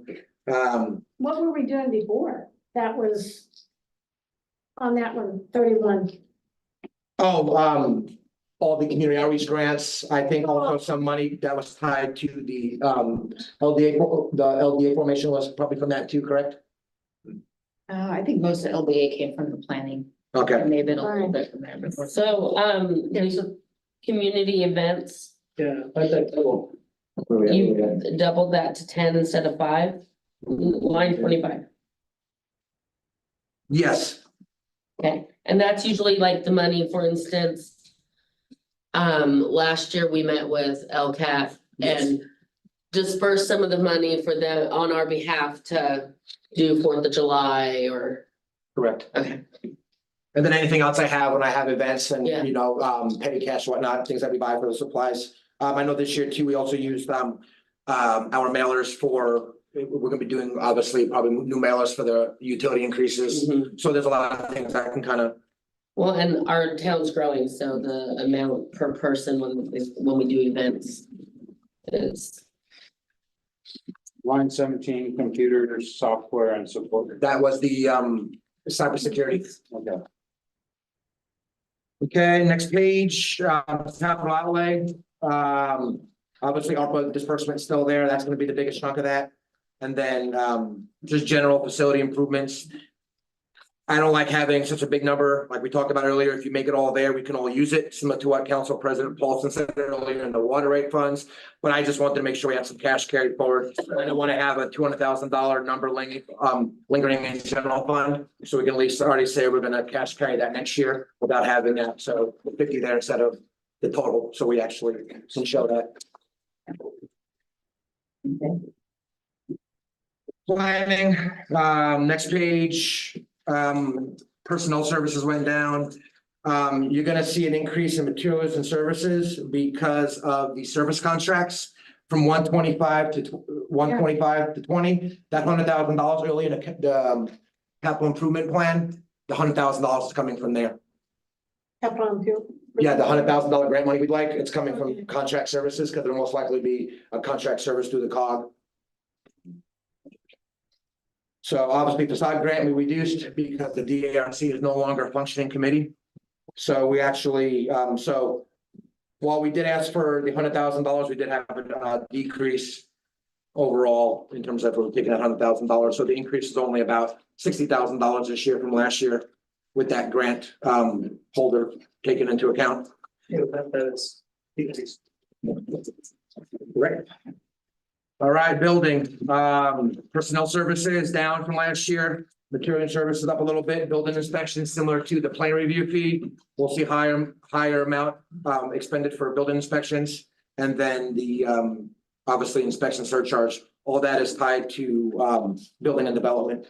Comes in, goes out. Questions on that? No. All right, page 6, municipal court. Personnel services, the cost has gone down. Our judge did go up a little bit because our new judge, Judge Blake, cost more than the previous judge. So that's just factored in there. And then little incidentals went up a little bit. So, but totally our municipal court went down about $340 from last year. So, anything else on that? Law enforcement, deputy sheriff. So we went at about a 3.5% increase over last year. We did also scale back the property abatement fund. I know in 2021 and 2022, we had a big chunk of abatements. We only spent about $700 or so far this year. So I wanted to break it down to 20, just so if we're not using it, why show it? Yeah. So it went up a little bit, but a lot of that is tied to the deputy sheriff contract for the $19,000 increase. That's a low increase. Mhm. Does the cost for the sheriff, does that include the code enforcement? No, No. Where does his, he's on. He's under general admin. Okay, next page 8, parks and facilities, personnel service has gone down versus last year. Material and services have gone down, and we only, the capital improvement last year was for the zero turn mower. We put $5,000 in there just in case. So that's, we went down from last year about $25,000 in that fund. Went down 1,000 in service contract. Yes, because of the GT landscaping, yes.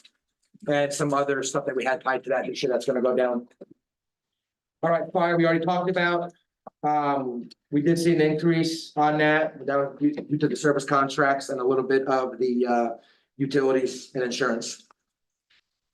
So general fund scope here, last year was about 2.9. This year, we're requesting 2.687.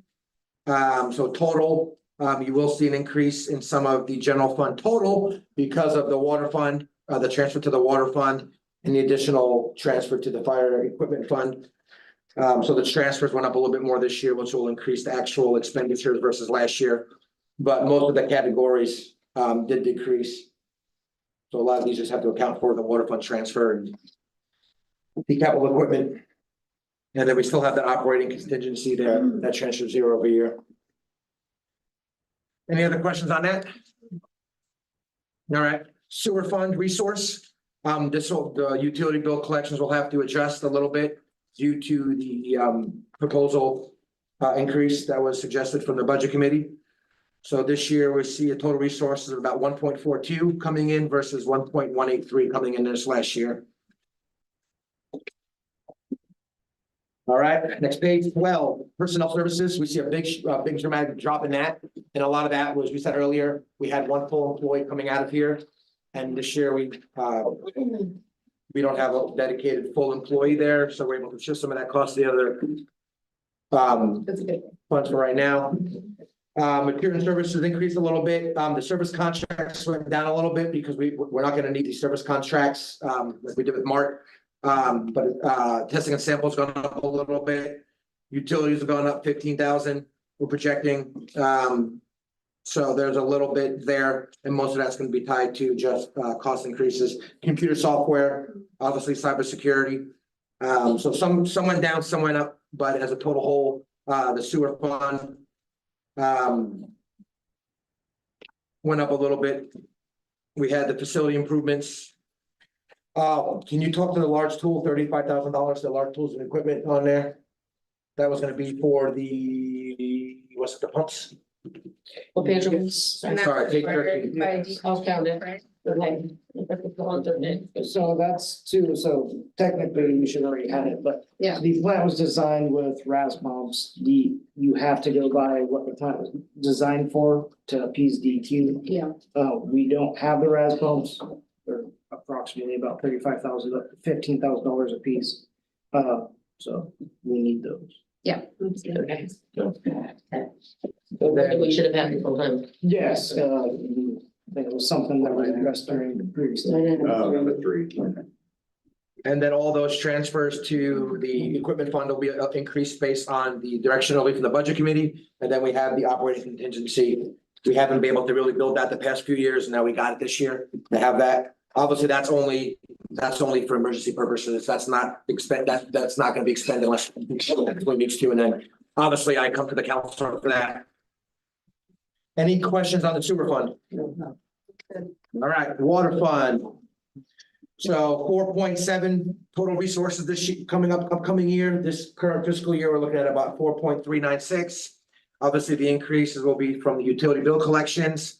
Our water debt surcharge, as you can see, we have the 290 allocated there as per the $15 surcharge. We originally thought we may have to increase it with the Mac Water Light, but we don't have to, so we're good on that. Same thing on the water maintenance surcharge. Our forecast is looking good for that so far. So the work that was done with the previous water rate concern levels up, so we don't have to do an increase this year. And then obviously the state of Oregon grant decreased because of the expenditures going out for the reservoir construction. Real quick, Ryan. Behind you, the flagpole thing hit full time and it's leaning your way. So Yeah, because I would just. Just to be clear, you said the water, we don't need to adjust the rate on that. You're talking about the debt surcharge. The debt surcharge and the water maintenance surcharge will not have to be increased. So. And any questions on the resources? All right, next page 15, personnel costs. This is, you'll see the jump here because we shifted the full-time employees over here. Because since obviously Ron, well, the wastewater operator was 100%. Once we brought the new people in, we had to kind of break it down a little bit more, which was one of the concerns that came from Mr. Olson, which will bring some of those answers back to the next meeting. Return services, joint water system operations, water purchasing. We had to use a little bit more in Mac Water Light this year in the summer. So we wanted to make sure we forecasted that, and hopefully we don't use it, but we have it there just to be on the safe side. We did have some concerns with the date system. Did you want to talk about that at all or no? Not currently. Okay. Utilities obviously increased there. System repairs and maintenance, $100,000 on the system repairs and maintenance. The additional on that was going to be from the.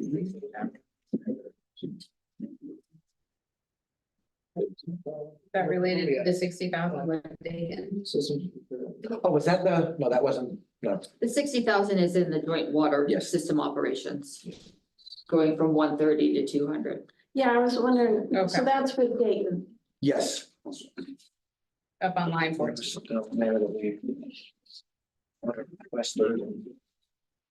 So then why is there such a huge jump? Right, Yeah. repair and that. No. I was wondering if Oh, that's. was it the back surgery? Well, 20, well, no, you know, that was not that, infiltration. There was something here that we had, bridge pump. Maybe it was a typo. No. We can help. No, I can get time. It was a typo. You're getting tired of your Yeah. That was your goal, but water recommends, it was gloss over it.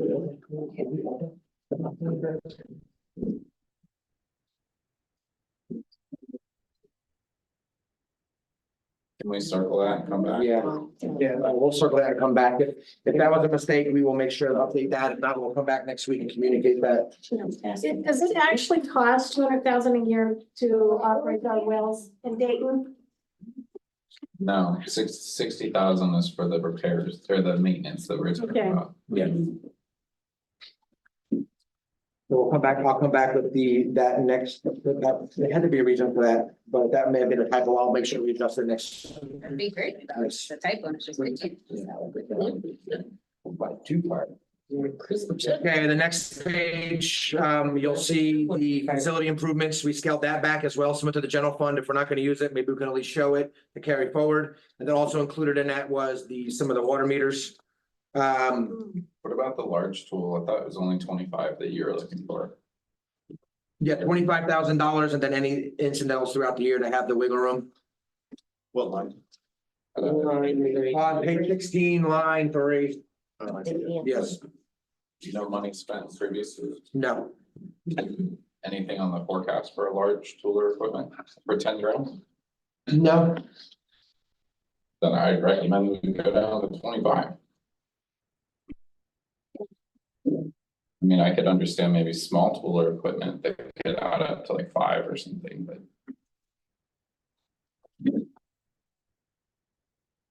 It's good. Yeah. is everybody okay with that? I'm sorry, what were you saying? The back trailer's 25 is what they're asking for. The Yeah. line item says 35, which Well- leaves 10. So on capital outlay, we would reduce capital outlay by Concern with 10,000. that though is if it falls through with Malala. You're not gonna find it for less than 45, so you're still stuck with it. And funds wouldn't necessarily have to come directly from water, right? I'm sorry. The funds wouldn't necessarily be directly related to water. We could allocate funds from sewer also. But you're not right now. I It would mean, be just 35,000. if that was the argument, we should be allocating sewer funds now. Yeah, Water shouldn't be paying for something that can have multifunction. yeah, but it can be used multiple places, just so. If that's true, then we should reduce the load on water, and sewer has extra money, it looks like, in contingency.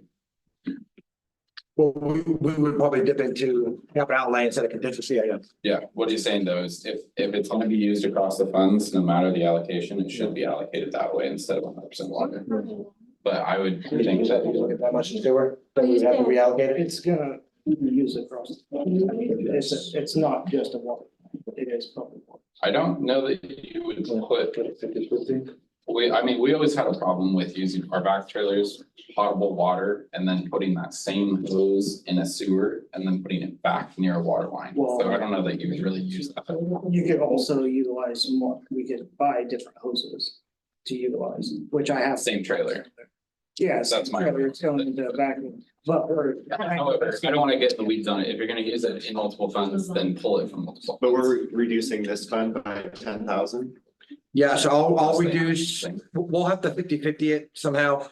So I'll bring it back next week, next week, but at least $10,000 will be removed from the capital outlay. When you're going down to 19 and 20, obviously, we're gonna change that because of the additional principal payment being shortened. So we'll change the interest and principal on that. And then, just like the sewer fund, we have the contingency that we've started to build up, and we have it there. Obviously, it's not gonna be spent if it's not needed. That's for emergency scenarios. Any questions on that? Nope. I just have one question, and that's line 25, and I noticed on page 6 too, where you have the unappropriated ending fund balance, it's increased a lot. I'm just wondering why, it went from like 1,600 to 6,000 or 600,000. Well, so we're not carrying over $400,000 or so in facility improvements like we normally would. And so And that's where the money goes into when you don't carry it over? yeah, because we would have carried it over and then we would have had it there, and that's why I wanted to kind of show some of the ending balance. Okay, Because if we don't plan on using a bunch of money this year, we'll just at least have it show there as an expected unimproved cash carry forward for next all year. right, That's your starting balance for next year, right? Correct. yeah. Any other questions? Isn't there a rule on like the amount of contingency you're supposed to have? Right. And we actually talked about this last week, like rainy day fund and stuff. And I think, Jamie, correct me if I'm wrong, it was a third of what your cash carry forward is, right? Or 10%? Is what like I thought there was a percentage on your contingencies. There's a percentage that you can transfer out of contingency. Right, but you Yeah. can't use the full 3. You can, but just not necessarily all at one time. What is the percent? Well, it depends. You have a certain percentage that you can do, that council has authority to do, then there's another percentage that they have to reconvene budget committee to do, so, yeah, it just depended. on But pretty low for council, isn't it? I think it's 10%. That's what I thought, so you can only allocate 35,000. With that, But it gives the authority for the council, God forbid, because then if it was an emergency, I would be spending the money and then coming back to council and saying, I had to spend $100,000 on this massive emergency. Here you go. I have that under my emergency powers. I have to backdate it. I hopefully would never have to use this, but if it became that type of thing, it would be, yeah. All right, any other questions on that? All right, street special revenue fund. All this is obviously state highway taxes. All this is based on miles driven, car registration fees, et cetera. So we have total resources this year, about 965,000. And so the next page 18, you'll see, the personnel services. Go up a little bit with the PERS and with the health insurance. Legal services, total M&S that went up a little bit. The big thing on here is the grant disbursement for $200,000, because that was ARPA. And we had to show the transfer, so that's why it looks like there's a big jump in capital outlay this year versus last. So we're showing the ARPA and then the street improvements, so we had $600,000 there. I thought bridge was $500,000, it's giving us an extra $100,000 that if there's something else that they're mobilized, that we feel that we can do, that's impactful $400,000, we can do it. Or if we want to leverage the ARPA money later on that we have undedicated. So we have $100,000 here for an extra street project or something were to happen. Questions on that? Nope. All right, next page, just transfer to general fund. We had no operating contingency because there's a special revenue fund on this. So we'll have cash carry over next year, 56,000 unaudited. Next page 20, this is all gonna be all SDC, water debt, all these funds coming up, all the fun stuff. So you'll see here, all of our 2011 water bonds, the state revolving water loan fund, that actually dropped off this year. Well, it'll drop off next year in the tab because it's been 3 years of no payments, right? That's how that works. It drops off on the. Yes. Dayton loan, McMinnville water line shows us our debts there for this year out of the water fund. Next page, fire station debt service. There shows payments from the 2019 bond, taxes collected on it. Next one, SDC sewer project. So we have the $1 million for improvements there. This is, we have to carry forward all of it because in SDC, the improvement and all that, we have to, based on the amount of construction we're gonna have, we project. We normally have it all to expend because it is an SDC. And depending on phase 5 and the pump station, we'll see how that goes for cash carry for next year, because that's gonna be into a lot on that. So that's sewer SDC, water SDC, same thing.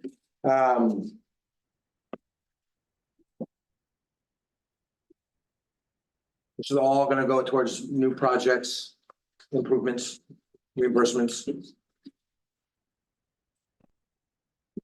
Any question on any of these SDC funds from water, sewer, parks?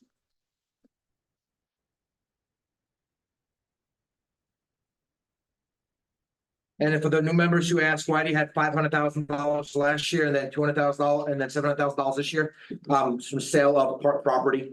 Some public property a few years ago, brought that into the park fund.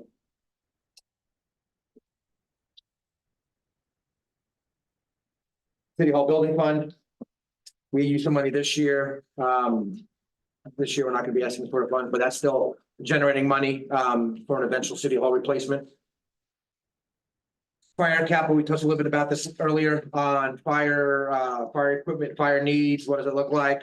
So we have a better picture of that. We'll be able to add some additional funds to that for the vehicle replacement this year.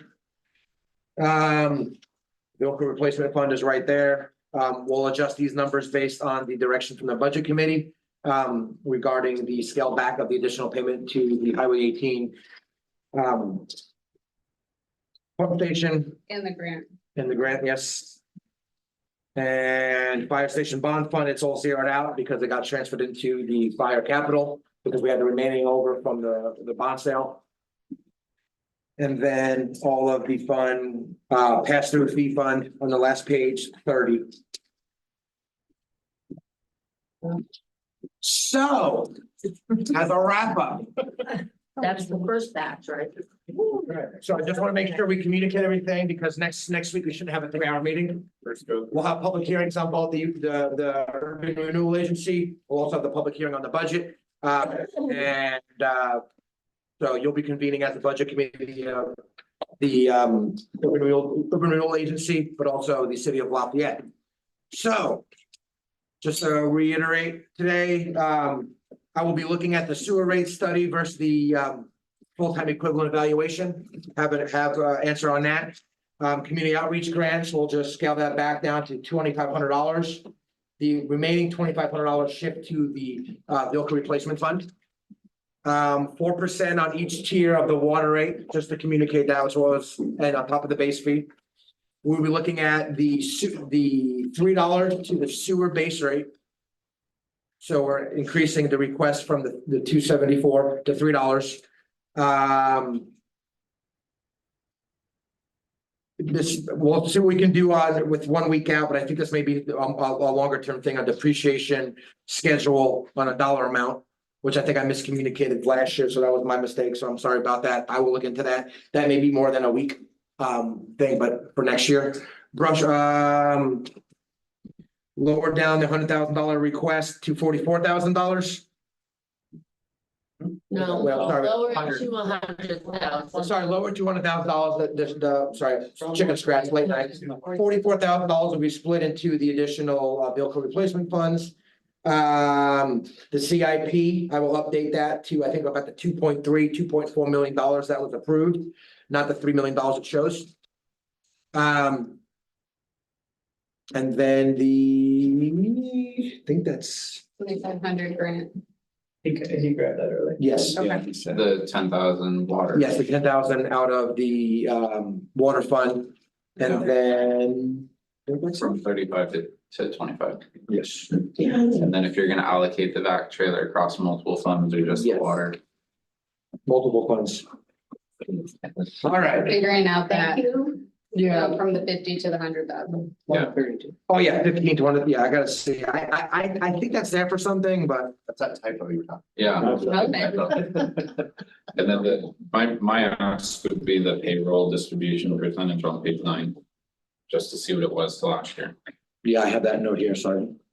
I just want to thank all 4 of you sitting at the table over there. I know this is not an easy process for a small town, so I appreciate all of you guys on this. Thank you. Okay, so just to reiterate, next week. What we're doing here today, we're bringing them back, hopefully we'll be able to at least get an approval.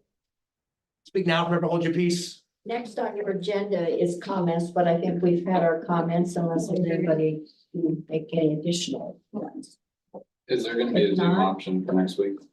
We can, if anybody needs to. I'll be out of town. Okay, speak now, forever hold your peace. I have a quick question. Yes, I saw in there a couple of times about, sometimes it's just referred to as an audit, sometimes a citywide audit. But it was always like $36,000. And then historically it was like 16,000, then it was 18,000, now it's 36,000. Curious, nobody ever brought it up, so I'm just curious what that's all about. Because we have federal grant money, so we have to do a special compliance audit. So that's an estimate. Can they tell what it's gonna cost? Yes, so on top of just our standard audit that we do just for our general city finances. Yeah. Because we receive ARPA money and the money from the state for the reservoir, that triggers a federal compliance audit, which is Yeah. completely separate. We just found that out like. I was just surprised how it's increased. Doubled every year. Every year. That's a great question. I didn't notice. Yeah. So basically they give you money and then they charge you They get a chance. Charge you for having. Yeah. So Marilyn, Good. can I motion? Yes, would you please? I would like to motion to adjourn. Third. All those in favor? We're adjourned. I never get to do it.